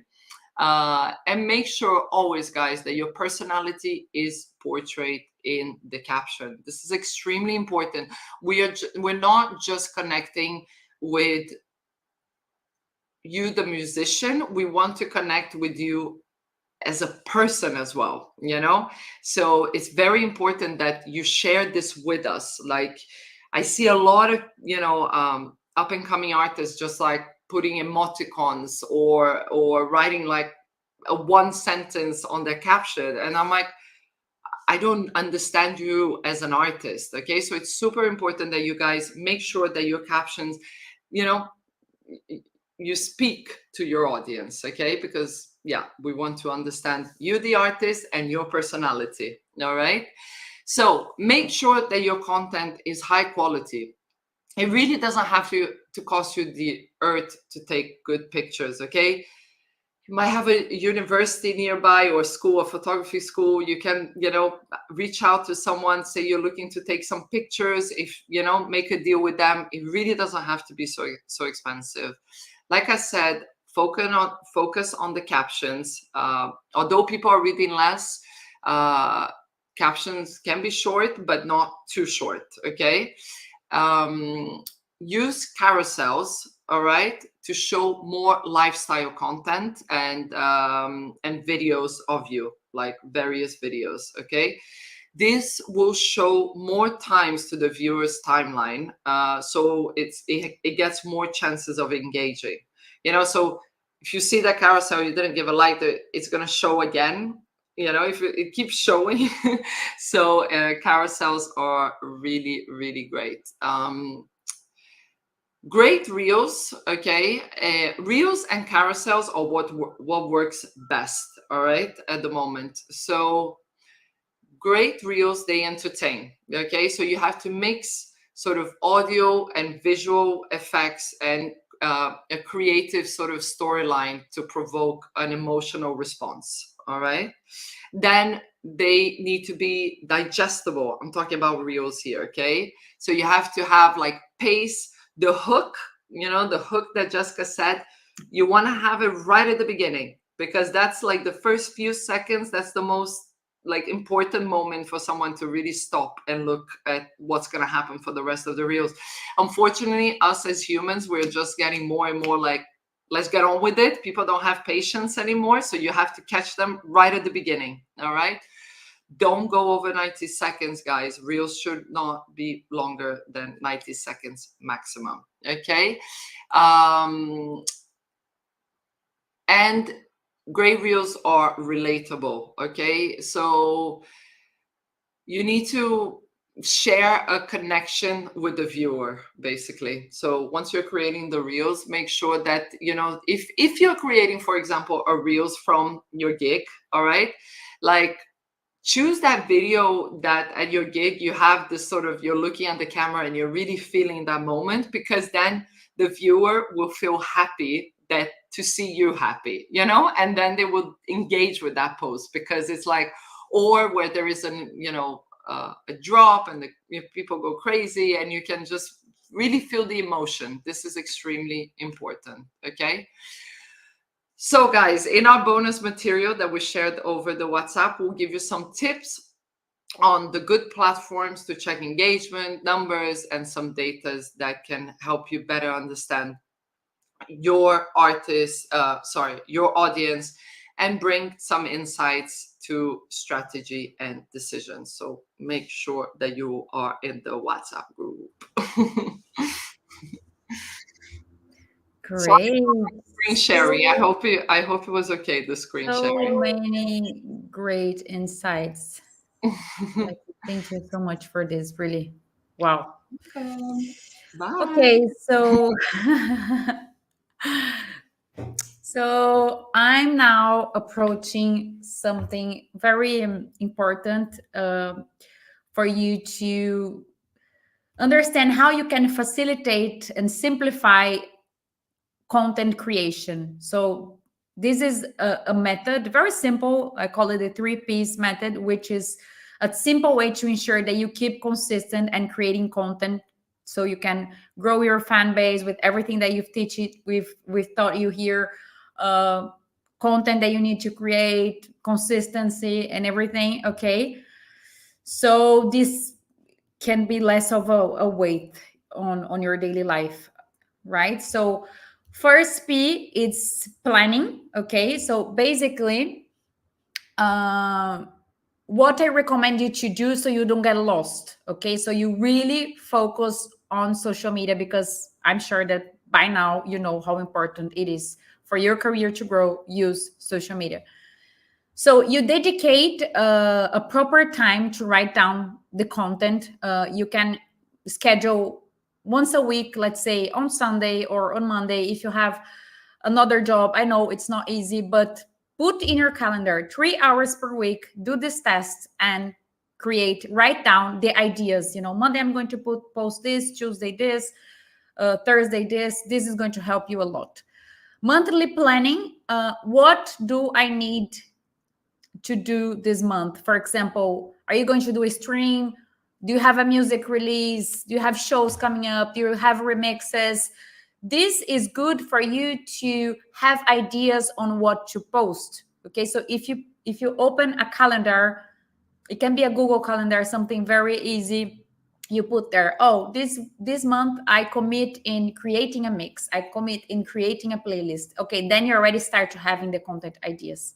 Okay, and as we said, quality over quantity. Don't just post for posting with no intention. It's very important for you to create content from a place of intention and ask the right questions. If you want to entertain, if you want to educate, if you want to promote your show, sell tickets, this is going to help you a lot. Okay.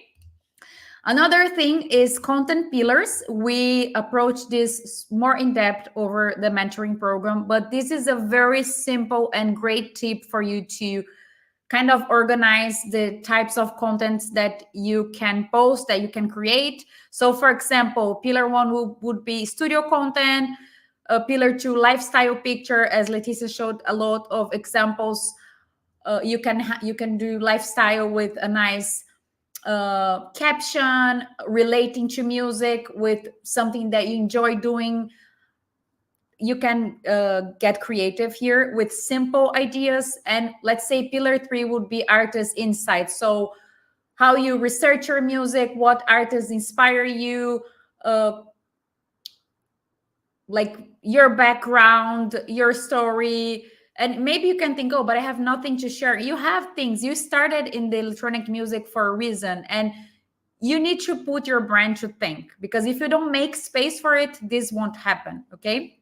Another thing that you can do is organize like visual aesthetics. As I say, recognizable content is very important for algorithm nowadays. So you can already have, like elements or colors that you like that represent your brand or style to bring this cohesive look to your Instagram profile. Okay.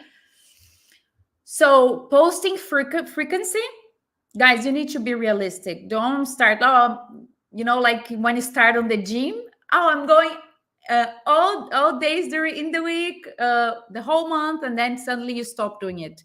Okay, step by step, baby steps are what make the difference on the big picture. Okay, so suggestion here is for you to post 3 posts weekly. I think this is a very fair amount, and stories as much as you can. Stories is on the go, guys. Don't use stories only to post flyers. You can do behind the scenes. You can do your routine in the studio. You have to see how you feel comfortable, but also don't get too comfortable, because if you don't try things out, you never know. If you don't want to talk to the camera, you can use music on the background. You know, try and see, and try to have fun, because it's supposed to be fun to create. It's art in a way. If you see it this way, it can help. So feed posts in general, Leticia covered the types of content, but feed posts are more curated content, let's say, and stories real life, quick, engaging updates and interactive content. Don't be afraid of be vulnerable with moderation, as Leticia said, of course. Okay. Content mix. This is very nice, because you can do in this way as well, organize, as I'm suggesting here, educational posts. So let's say you want to say something about a gear that you have in your studio, or say something about a plugin that you're using. You can do this more on stories, okay, because it's more interactive. You can ask questions if people know this gear, if they're liking your music, how they think the music should continue, this like faster or slower or more melodic, you know, these kind of things. You can have a lot of ideas, but again, with moderation. We don't want you to only focus on be like doing tutorials for DJs, because this is not the goal, right? Behind the scenes content, 1 studio content per week, for example. And this is very important, because you know, having a variety of content is important for engagement, as we've seen.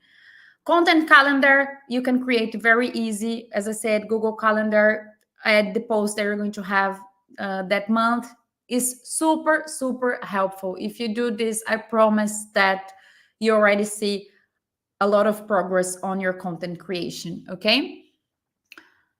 Let me see if I'm not forgetting anything. Okay.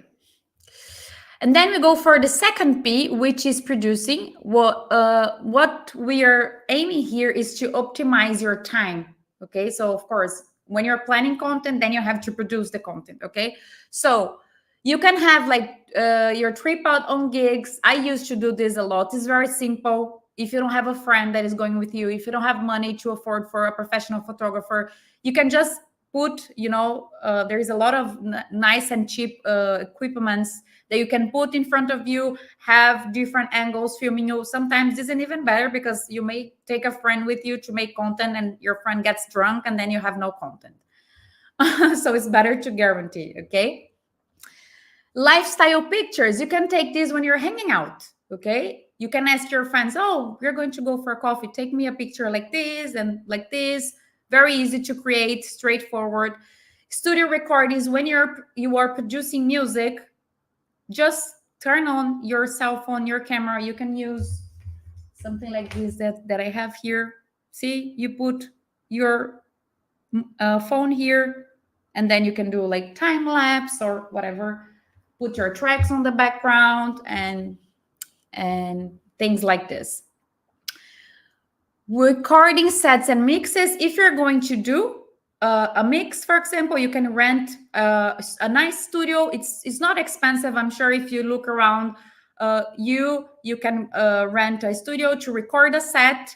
You can do this at home if you have the equipment, but then you can have a mix to post, and then you also have visual content to post on Instagram, YouTube, or whatever. You can do snippets of this, because this will highlight your performance and highlight your sales points to promoter, which is also something that we want. We want the promoter to go to your Instagram and see your performance. It's impressive to see, and we see this even in the mentoring, like the amount of artists that don't have videos of performance. And this is, I think it's a big part, right, of content on social media.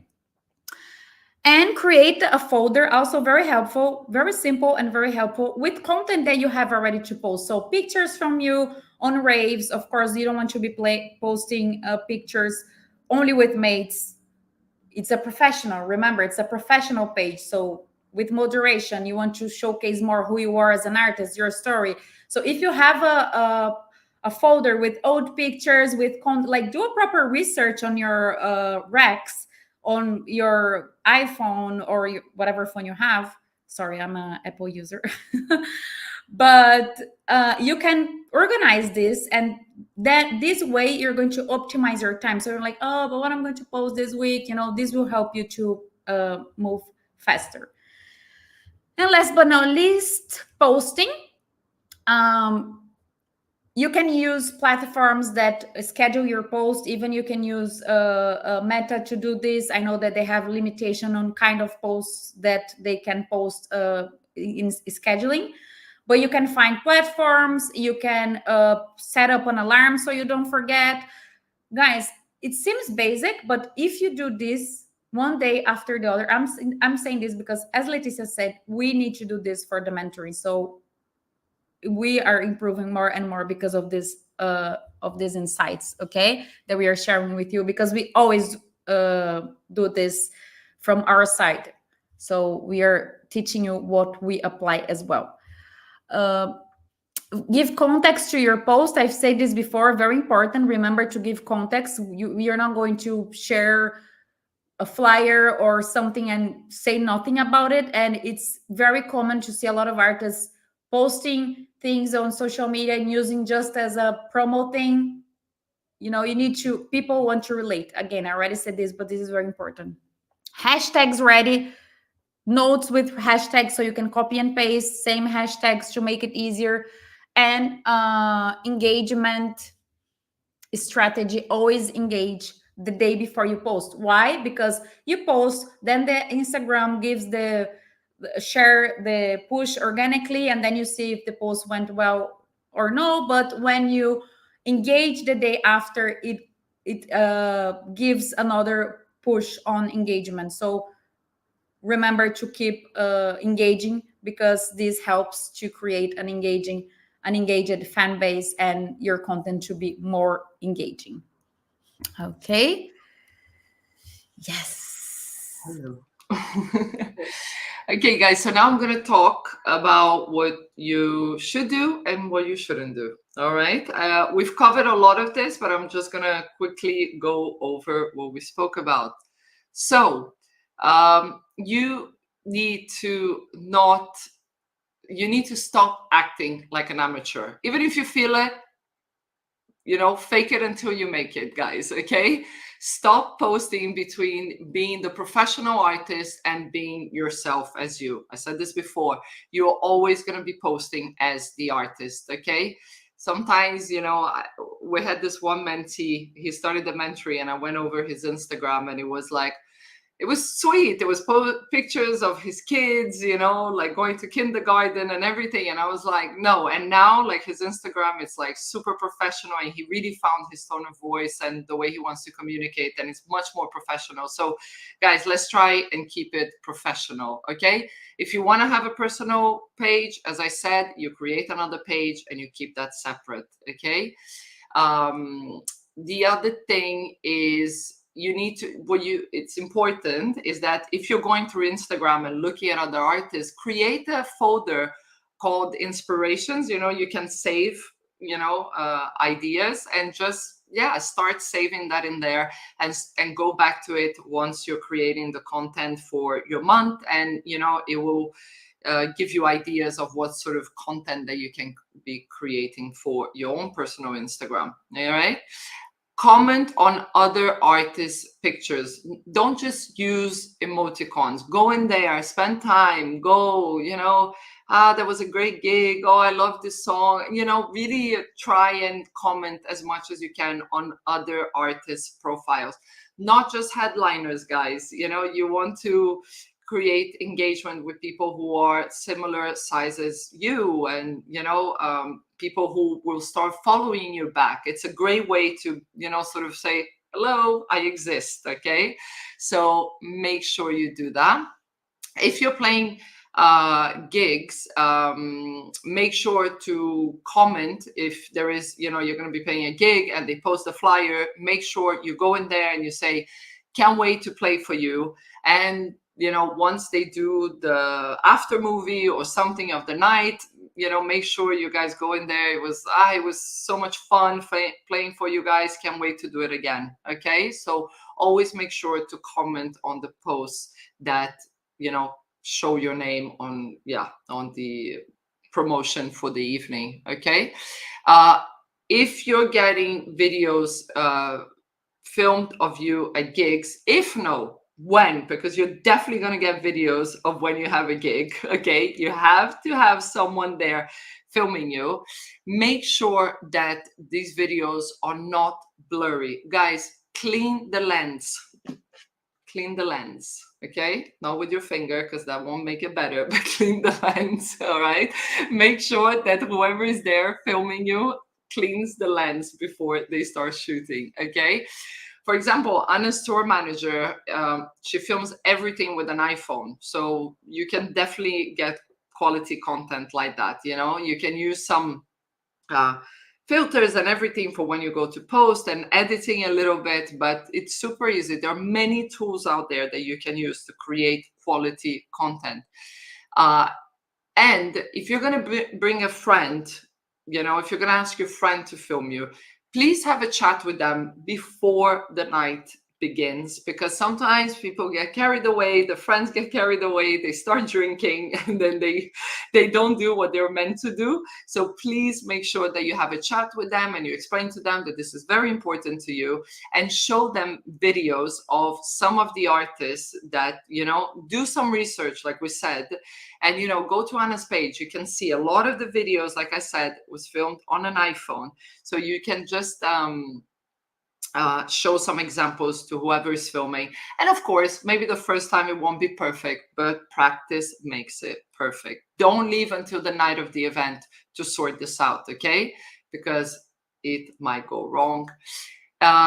If you know a photographer, as I said before, ask them to go around town with you, take some cool pictures, try and make it abstract, because you don't, so if it's a cool background, a cool wall, a cool building with shapes and everything, take some cool pictures. There are plenty of photography schools, a lot of cities have these, so please reach out to them, say you're looking for someone.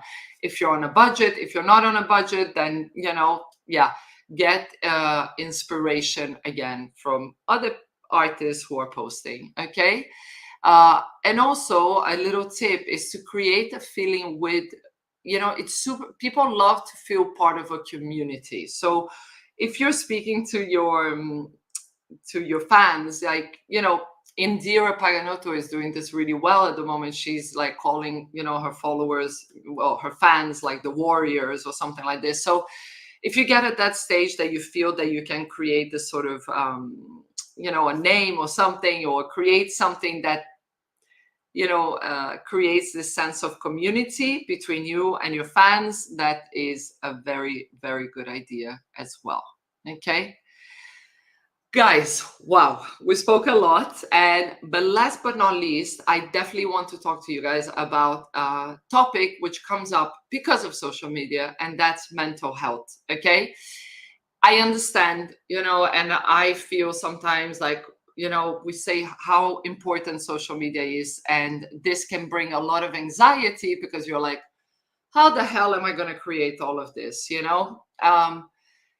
I understand. I've been there myself, so it's, use it carefully. Okay. You have to, I understand that a lot of us go through this like imposter syndrome, like, who am I? And you're feeling judged by, your friends and your family, and, don't worry, like, use the energy, because I think a lot of people don't post because they think they're being judged. So use this energy, put it away, really remember that you have to do it, and go for it. And I promise you, the people that will judge you, they don't matter. They're not the good people that you want around in your life. Okay. And I've learned with doing this mentoring, like in the beginning, I really went through this whole like imposter syndrome thing, but then you start getting the feedback and people are like, wow, you're doing really well and everything. And you're like, you start feeling proud of what you're doing. So feel proud. You should be proud. You're putting yourself out there. And I know this is not easy, but, please don't stop yourself from doing this. Okay. Get comfortable with the uncomfortable. Yes.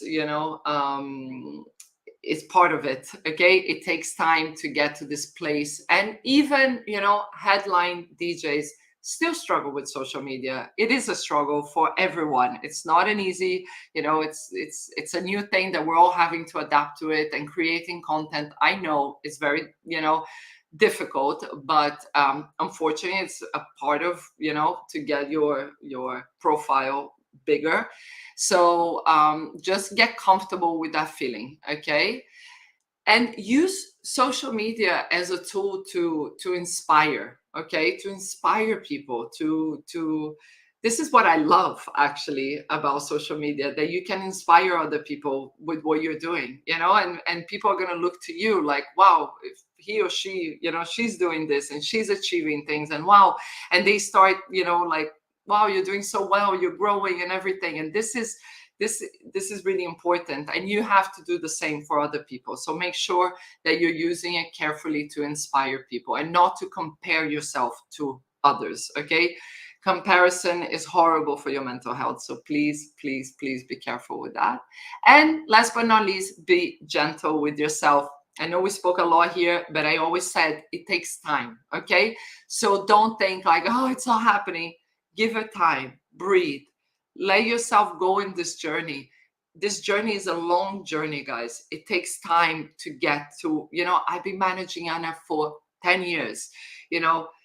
Charlotte DeWitt has been with her manager for 14 years. It takes time. It's a long process, but you got to start somewhere. So start doing this, start doing it in a sort of more free way. Take all the information that we taught you here today and just start acting on it. Don't expect in 1 month everything to be sorted, but start rolling it, because then it'll just get easier and easier. And you know what? If one day you don't want to do it, don't do it. Give up your phone and say, not feeling it today, and you come back to it tomorrow. I did this the other day. Okay. All right. All right. Okay. So, before we continue, there are many different strategies, okay, and for content creation and social media growth, and it depends on you, the artist. You're unique. Every single artist I manage is different from one another, okay? So everything that we said here has to be specific to your needs, to what you feel comfortable. Because if you're not feeling comfortable with something, then you're going to put a barrier to it. So do things that, you're like, oh, this is working, practice, practice, practice. So what we do in the mentoring program is that we review your content and we guide you on how to improve across social media and build yourself as an artist brand, which is what I spoke before. Branding is a topic that we didn't touch here because it's a whole other subject, but we cover more in depth in the mentoring. Okay. So with this in mind, we want to invite one of our previous mentees, Deus Deserto. He's a very talented artist who has made a significant improvements during and after our mentoring. And he's going to quickly share some insights with you. He's the winner of the Awakenings podcast, which was one of the bonuses that we had here in the program. And after the mentoring, he has also released on Volta Records, which is Victor Ruiz's label. He became very close friends with Victor. He was actually in Switzerland with him, I think 2 weekends ago. And with Adam Beyer. And with Adam Beyer, yes, thank you very much. He has played at Middle Beast. He has, he has followers like Sebastian Ingrosso and Hilo on Instagram. He has a manager, and he has a release coming up that we cannot mention, but he has made some very important connections in the industry. And guys, this guy really goes out there and makes stuff happen for himself. Literally, he doesn't stop. Like, he flew to Switzerland to be with Victor, to be with Adam. Like, he's really out there, really trying to grab every single opportunity. We're super proud of him. Okay, so Khalid, where are you? Oh, here he is. Hello. Welcome. We love you, Khalid. Hi, Love you Khalid. too, guys. Hey, so good to have you with us. Thanks for making the time. I know it's late where you are, so thank you so much. Yeah, no worries. Thank you. Actually, all the mentorings are a bit late for you. You're used to it, right? Yeah, I'm used to it at this point. It's fine. I'm a night person, so it's fine. Oh, that's good. So if you can just briefly introduce yourself and, your name, your artist name, which music you produce, you DJ, and for how long. Sure, yeah. My name is Khalid. Artist name's Deus Deserto. I've been producing for 4 years now. I do techno or peak time techno. Sometimes I dabble with raw too. I've been DJing for longer than that, but I don't consider that serious because it was just messing about. And yeah, I've released on Volta Records, as you mentioned, Mahul Records. Future records are coming up that are big names, but I can't mention it. But yeah. Exactly. And what were your main challenges and frustrations when you joined the mentoring program for artists? Networking and getting shows. I would say networking was the biggest one for sure. I struggled with the most. You've definitely improved on that. Yeah, I've definitely improved. And how and where, do you feel you have improved the most? Well, yeah, I would say networking, social media, and the fact that I'm from Qatar and I reside in Qatar. So the fact that I'm here and techno is not really the genre that people play or promoters would book. I managed somehow to make it, a positive thing for me. I got myself booked here a couple of times. We managed to bring Sam Abdelhadi here, and I opened up for her, which was great. And then still trying to plan on future stuff to do here with techno, so we'll see how that goes. And then because of whatever I've been doing with networking and putting myself out there as a producer and artist, I got picked up by a management production studio company here that they're starting to manage artists, and they saw what I've been doing, and they jumped on the bandwagon. They were happy with me, so yeah. And it's super nice. We met your manager at ADE, so yeah. It's really nice, guys. Khalid is now like a friend. We literally, we're always chatting, and this is what the beauty of this mentoring is that we're really a really nice community, and it's really great. Like, we met Khalid in Barcelona for a gathering. We met at ADE. I met you actually before when I was with Anna at Middle Beast when she was playing there. You were really good. You just came up to me. You're like, hi. I was like, hi. I remember that. So yeah, it was internally I was panicking, but outside I look cool. Well, you definitely look cool, so don't worry about that.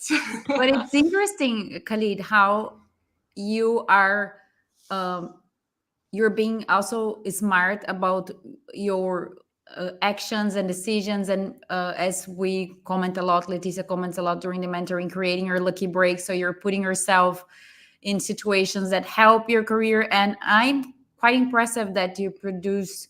I didn't remember that you produced for, I would say only 4 years, because you have improved it a lot as well in your production. So I remember when you started and you really improved it. So I think this also is very, very helpful for you. So yeah. Thank you. So what do you feel you have sort of achieved with our help? Definitely, I know how to handle myself in situations like you said. I know how to create my own break, my lucky break. Another thing that definitely helped is having the networking aspect of other mentees with us in the previous mentees and the future mentees, just chatting with them and everything. We have our own small community now, which is great.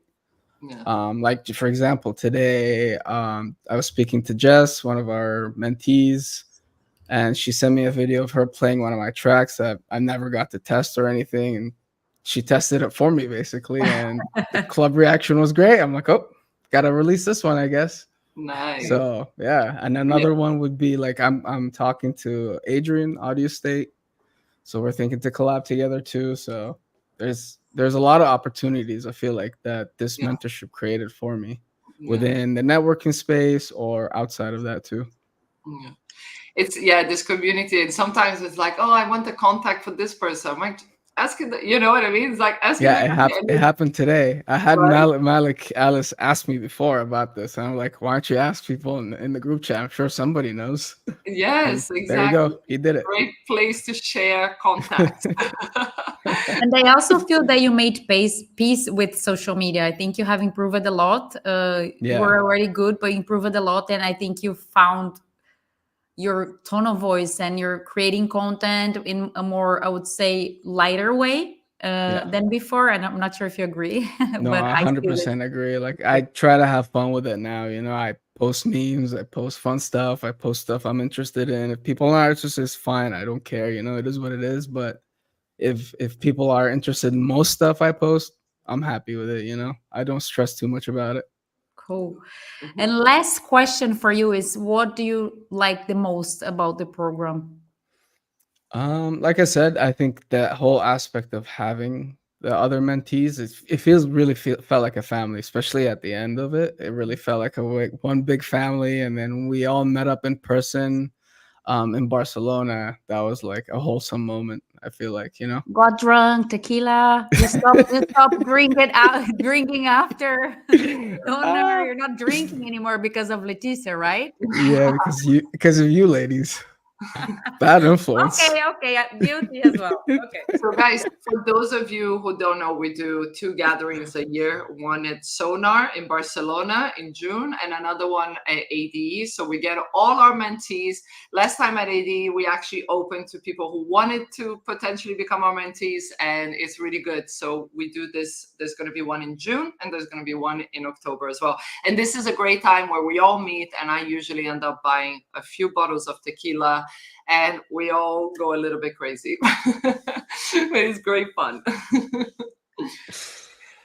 Thank you so much, Khalid, for joining us. It's lovely to see you. We'll see you again on Thursday.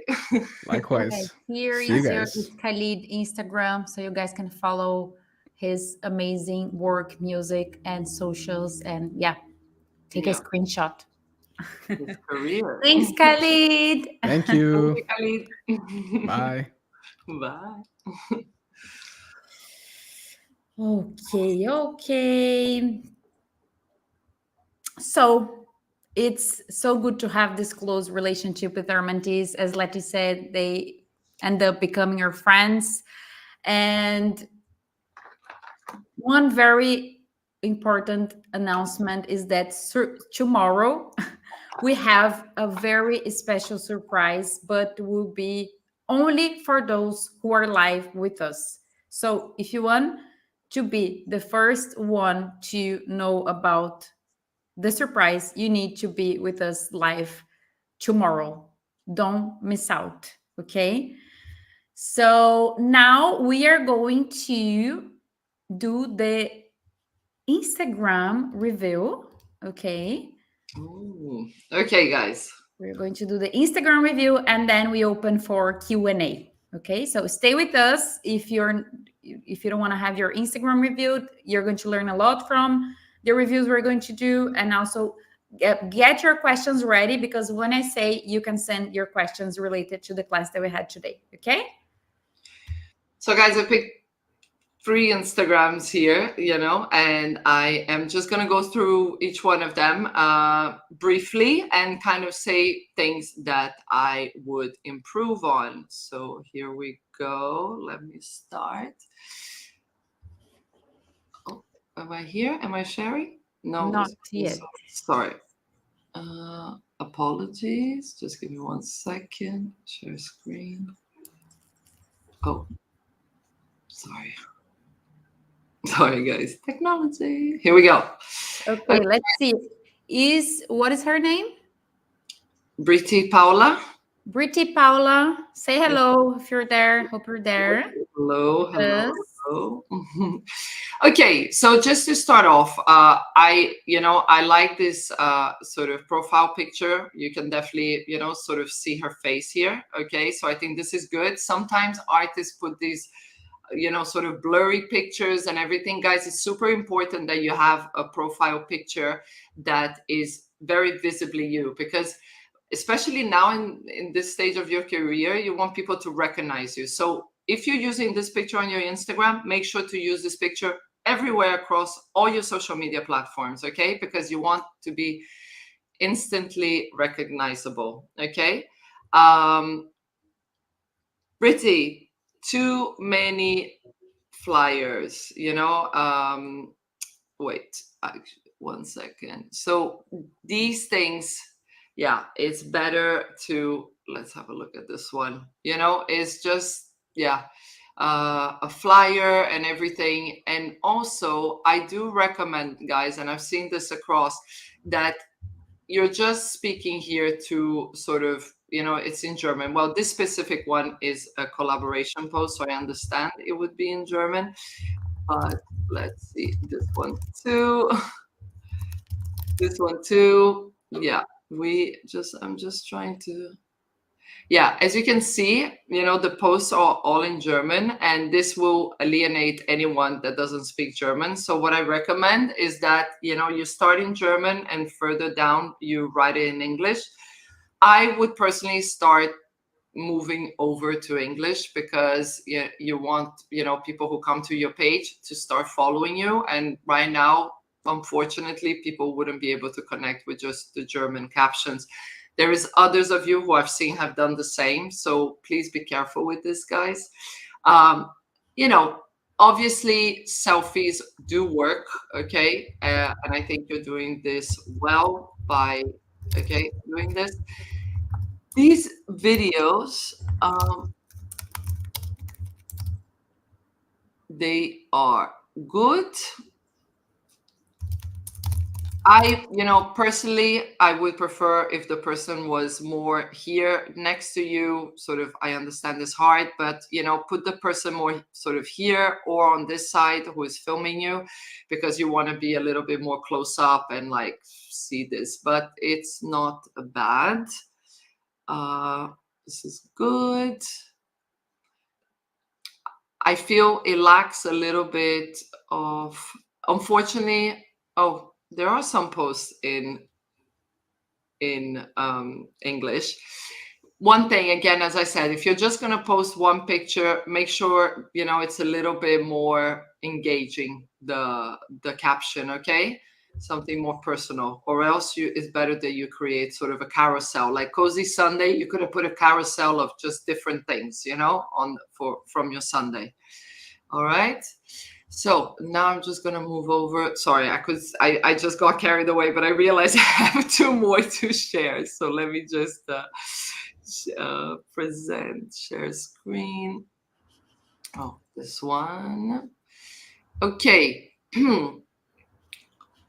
What I like now, this is something that Letty, can you say the name of the artist so he's aware that we are, please? Oh my gosh, Beranek.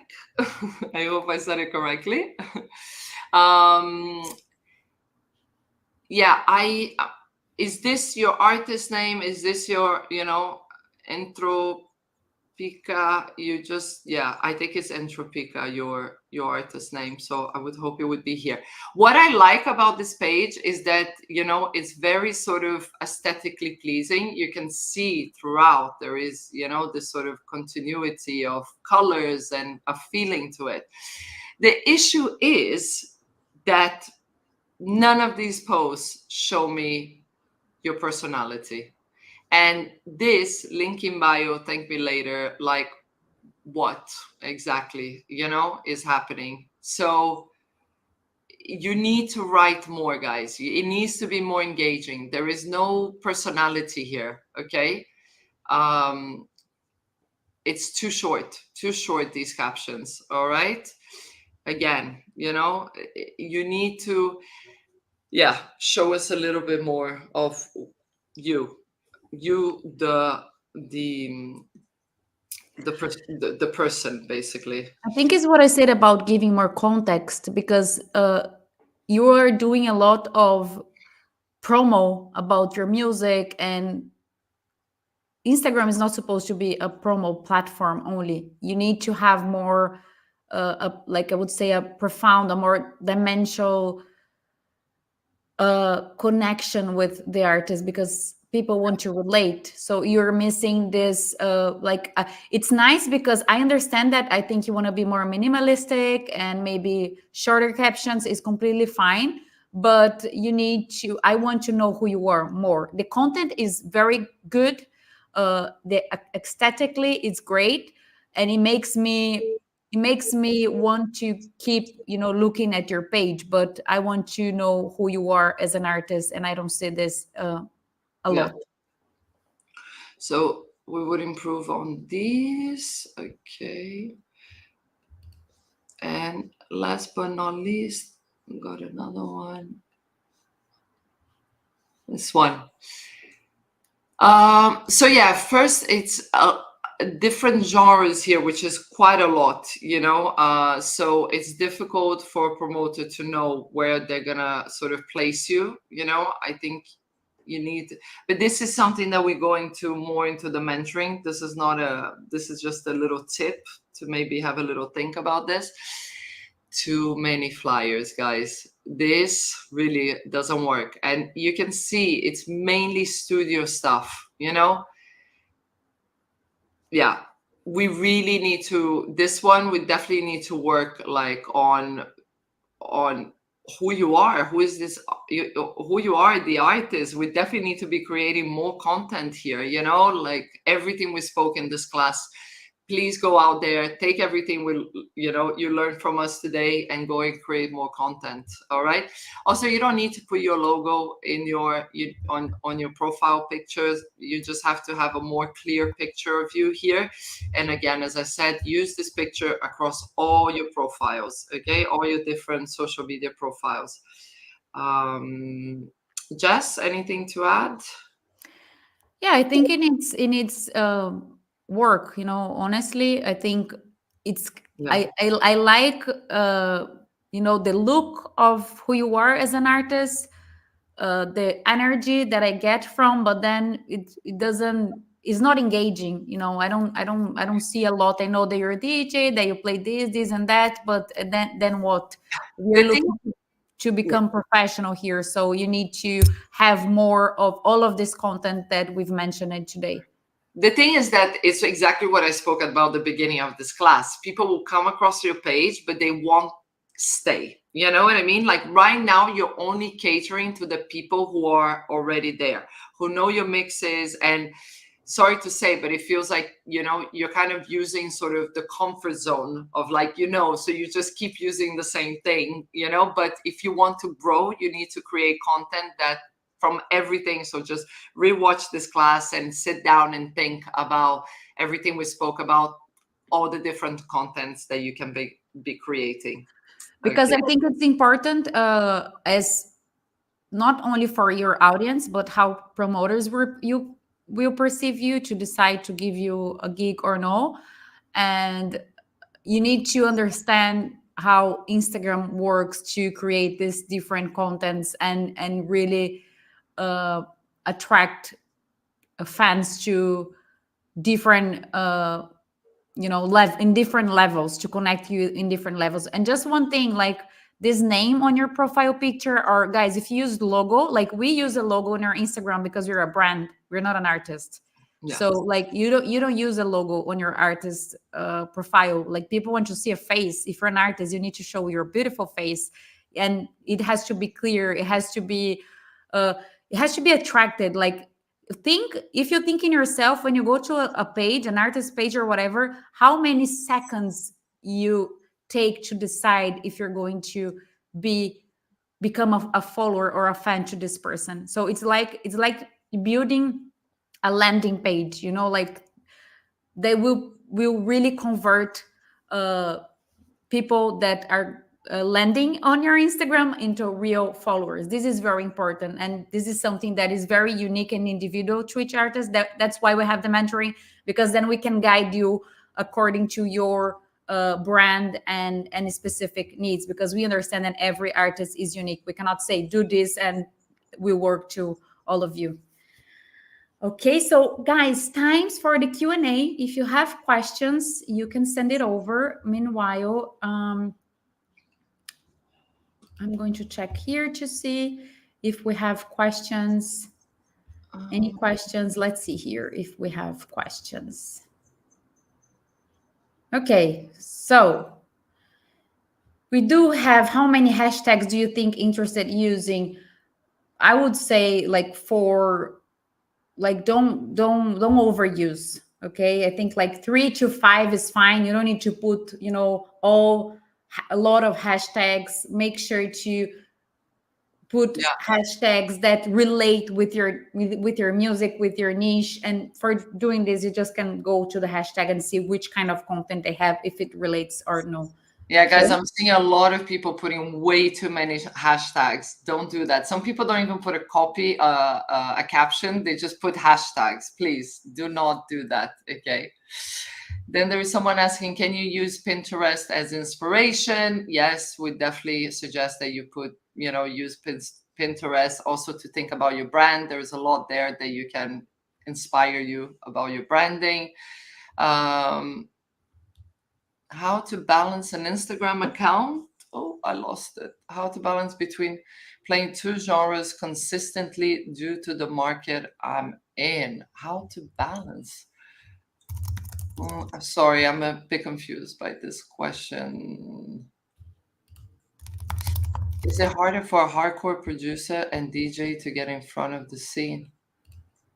Just you understand? Is it harder for a hardcore producer and DJ to get in front of the scene? Hardcore. I think it's. I'm not sure if he's talking about the general. I assume. Yeah, but what do you? Clarify your question. If I want to send a track to a label, must it be completely unreleased, or can I read it? No, leave it unreleased. Okay, please. Yes.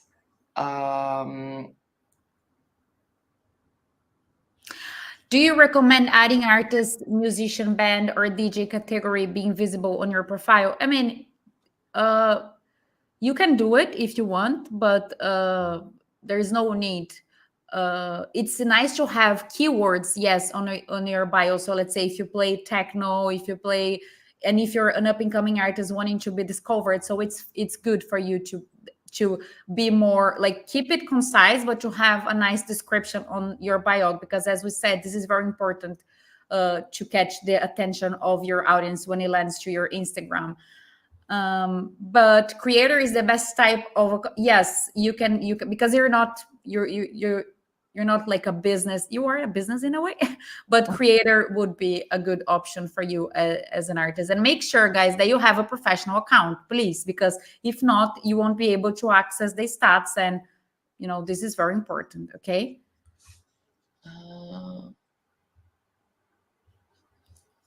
Would it be wise to engage a social media marketing agency to strategize and manage my content, allowing me to focus time on creating music and preparing tracks for releases? It's a very good question. Guys, I can tell you from experience, we've worked with many, many agencies in the business. And let me tell you, you always have to be involved with your social media. The post, they can come up with ideas, but you need to be engaged on, what you're going to write and sort of like the pictures that you take and everything. It has to come from you. So there is no way you can pass this over just to someone else, okay? Because your personality has to come through. So you can hire an agency, but you cannot pass over all the work and expect it to work, okay? Trust me, I'm talking from experience. Let's see. How often is consistent? Every single day? No, it doesn't. I mean, we would love for you to at least show your face on on stories every day, but I understand. But no, like sort of the main feed, if you can post, like, guys, I understand, depends where you are in your career, but like if you're right at the beginning and you're really struggling to make content, if you post twice a week, it would be great. Okay. Think about it, guys. If you're posting once a week, you're gonna have 4 posts for the month. Like, come on, you can do better. So try a little harder. 1 every week, or some weeks 2. So yeah, that would be great. Okay, we have a good question here. Given there is so many platforms, it's best to just focus on the few you love to use and do those well, rather than trying to do all badly. For sure. Definitely. Master 1 or 2. As we said, the main ones we recommend there is Instagram, SoundCloud, Spotify, and then you go for YouTube. Then you can explore different ones. But the best thing for you is to master 1, repeat until you improve, until you feel more confident. Just don't let your comfort zone stop you to grow and discover other platforms. But for sure, focus on them, because if not, you get overwhelmed. There's a lot of things to do. So definitely start with what you feel more comfortable doing and sharing. There is a great question here, and I would like to get into. How do I choose what genre to create? Should I go for what is popular instead of making underground music? No. Okay. You guys, the artists that really succeed are the artists that are creating something from their heart that really resonates with people, that really or else everyone would be doing the same thing. You need to do you, because if you're doing what is on trend, that has no longevity. The cycles keep changing, guys. Now there is one, it's going to change again, but you need to do really you. Okay, so it has to come from the heart. So if you're doing just because it's in trend, trust me, the trend's gonna end. And then what? What are you gonna do then? So you have to be authentic. You have to be you. Okay. We have a question here about Mixcloud. You can use Mixcloud, of course, if you prefer, but SoundCloud is more popular. So go for SoundCloud, definitely. Okay, this is our suggestion. What is in your opinion, what is the most important between real stories or feed? All of them. So yeah, try to find a balance. As we said, like as feed post takes a bit of more an effort to create, you can start with a realistic goal, 3 times a week, 2 times a week. 3 times, I think it's a great goal, and then stories you do like more daily. And guys, I really promise that if you start doing, it's not that easy. And for example, if you post, let's say you post something on your feed, we do this a lot in the mentoring. You post something on the feed, and then you can take the same idea, the same topic, 2 stories, and then discuss a bit more. So if you're posting about a struggle or about a gear or about a show or about a set, you can just go to stories and comment how you created the set, what has inspired you, which artists you're more like being more inspired by at the moment. So it's not that difficult. You just need to, make time for it and do it. Okay. There is a 15-year-old here who says he's not getting booked. I don't know if it's a he or she, sorry. I don't know why it is a problem, but every club says they won't book me because of my age. If I'm not mistaken, I think Martin Garrix was sort of underage when he started. I think he would, and I think his father was taking him, to the clubs, was accompanying him. So, this is a bigger question that I would really have to understand your background, where you're trying to get booked and everything. But I think, I would have to look into your profile, which is basically everything we do in the mentoring, to really be able to understand what's happening here. But I do think that depending on the way you approach, if you have a parent with you, that should be okay. Any more question? We have a question here,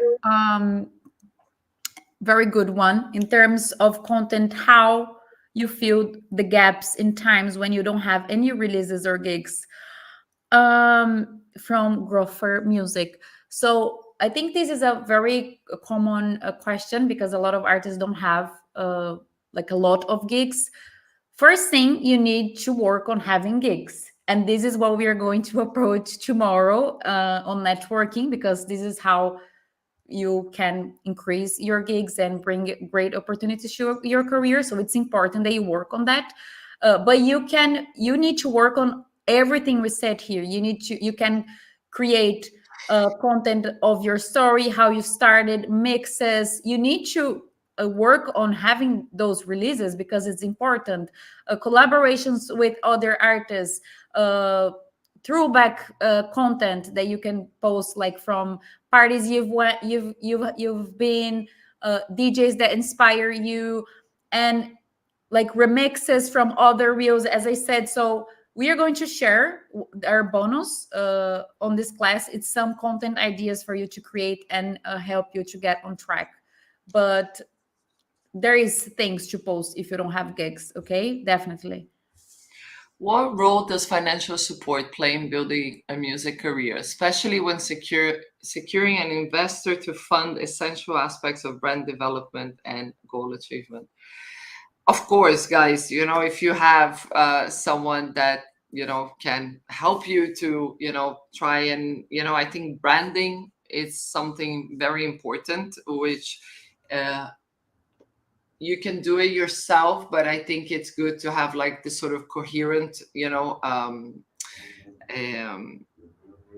it comes across on all aspects. So it's good to have a branding agency help you, to put this together.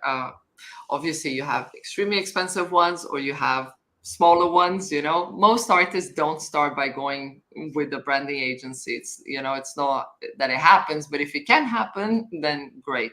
Okay. So, I mean, I think, securing an investor, I think it's a bigger conversation. It's hard for us to answer this question here. Again, would have to understand what sort of investor, because there is, obviously if you have a manager, they take a commission, then your agent takes a commission, then so there are aspects of like how much, would this person expect to get back, and, are they expecting to be involved or just put the money? Bigger question. Sorry, I cannot answer this without knowing you and speaking to you.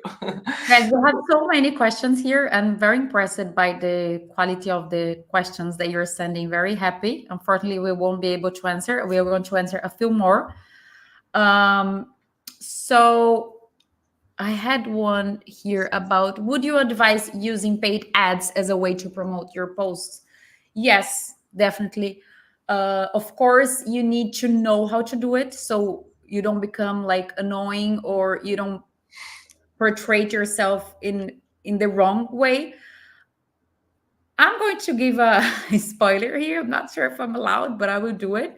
In this mentoring, we will have a special bonus, which will be a recorded course, how to set up ads from scratch, and a live session with an ads expert that is only does for electronic music artists, and he will teach you how to use ads properly, how to warm up your audience, how to do this in the right way, so it doesn't look random. When you see like random content there, that there is a way to do this. If you're an artist, it's different than if you're a brand. Okay, so yes. There was someone.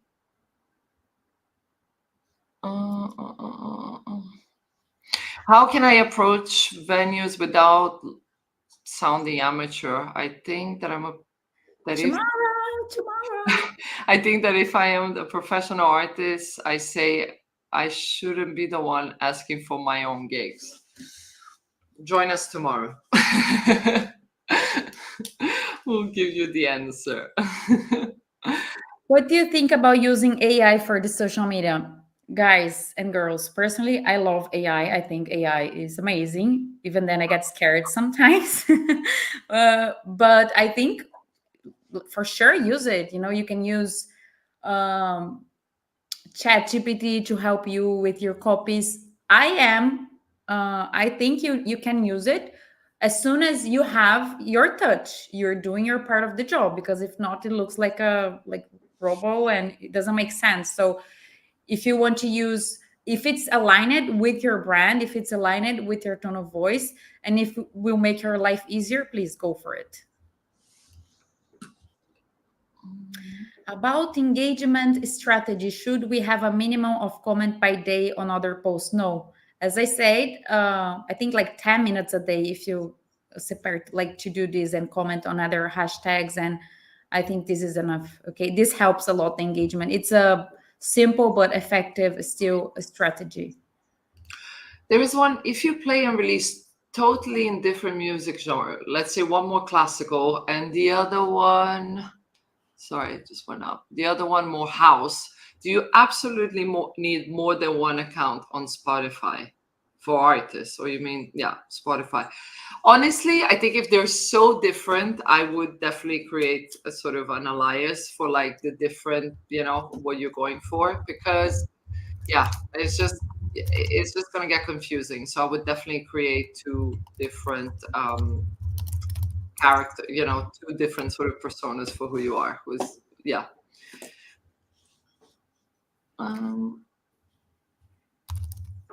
Should I use Instagram paid promoters? I don't understand what that means. I feel like. No, Rose here asking, what tips do you have for an electronic live female music producer performer who finds challenging collaborating, networking, finding people to work with? I feel like being a female adds to the challenge. A few years ago, I would have told you yes, but I think, trust me, now more than ever, it really doesn't add to the challenge. I think, females have come a long way. And I think now we've definitely, dominating a big part of, festival lineups and everything. And it's a lot more equal than it used to be. So, I don't agree with this statement that it adds to the challenge. I think I think you should be okay.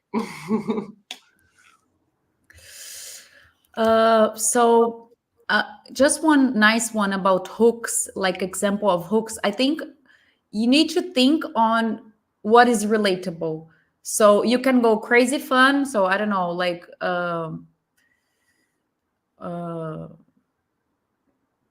I'm gonna give another example. You can do real imagining you playing at a gig, and then just this image that I'm talking about a visual hook here, okay, editing hook. So you can, or imagining you playing a certain gig or testing this track that you're producing, and then you're testing the track really on a show. So it's like a fast editing. You have a lot of templates on Reels to use. Also, if you're going to talk about verbalize hooks, it's something that bring curiosity. So you have no idea what I'm about to say. Something like this, it really will depend on the intention that you have on the content. So yeah, it really you need to brainstorm on this, but you definitely can get inspiration also on the content that we are going to share, the bonus content. Okay. It's hard to have these ideas in real time, but I've tried. So just a couple of questions that we have here about, because we cannot ignore this. Is this mentoring that we are opening the same that we had in September? Yes, the mentoring program is the same. We have different ads on, but we cannot share yet. How you can apply in the mentoring. The mentoring is with selection process. We are going to share news along the 3 days, so make sure to be here with us. And well, we have a lot of questions about the mentoring, but yes, I think for now. Let me see. But yeah, guys, we will go over more stuff tomorrow. So make sure you don't miss it. You come back because tomorrow is about networking. Super important. As I said, social media is sort of part of the timeline, but you need to create content. You need to network. You need to create stuff to be able to post about it. So come back here tomorrow, 8 p.m. Central European time. Okay, and then a lot of the questions that were asked here, you can ask tomorrow. We can go over them again. Not again, but like some new questions. And again, we're going to be talking about, you know, the mentoring. So yeah, we'll answer a lot of your questions then. Okay, guys. So just last thing.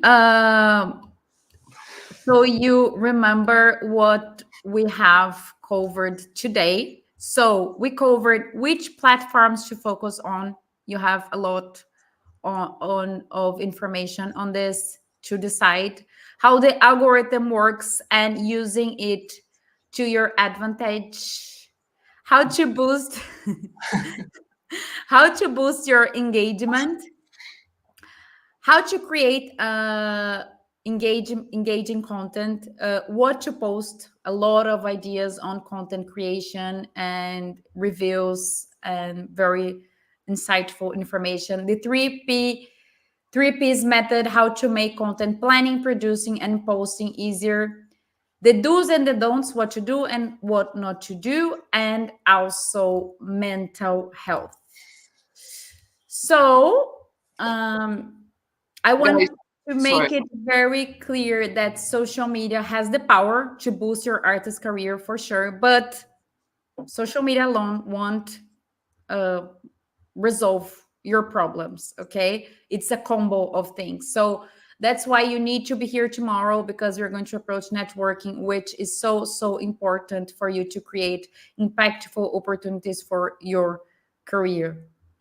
Okay, guys, the team here is saying don't forget to get in our WhatsApp group, okay, because so that you don't miss the warnings. Okay, so click here. I think the team is putting the WhatsApp group again. Please join. All right. Guys, thank you so much for your time, and really congratulations for all of you here, the committed ones. It's really makes us really happy to see that a lot of artists are interested in going professional, because this is so important to get closer to making a living from your passion, which we know it's your goal. And yes, guys, thank you. Remember that we have a surprise tomorrow. Don't forget. I think I've done everything. Yeah, all the awards I needed. Guys, thank you so much for joining us today. I hope you took a lot out of this class. Can we say that there's going to be a recap, or should I say? No? Okay. No, we have already covered this. Yeah. Guys, one last thing. If you can share on stories something that you've learned, use the hashtag Beyond the Decks. Any insight? What was the moment that you enjoyed the most out of the session? Because then we can keep bringing nice content for you, because we are doing this for you with all our love and dedication. Okay. Thank you so much, and we'll see you here, same place, same time, same everything. Just different clothes. Bye. Thank you.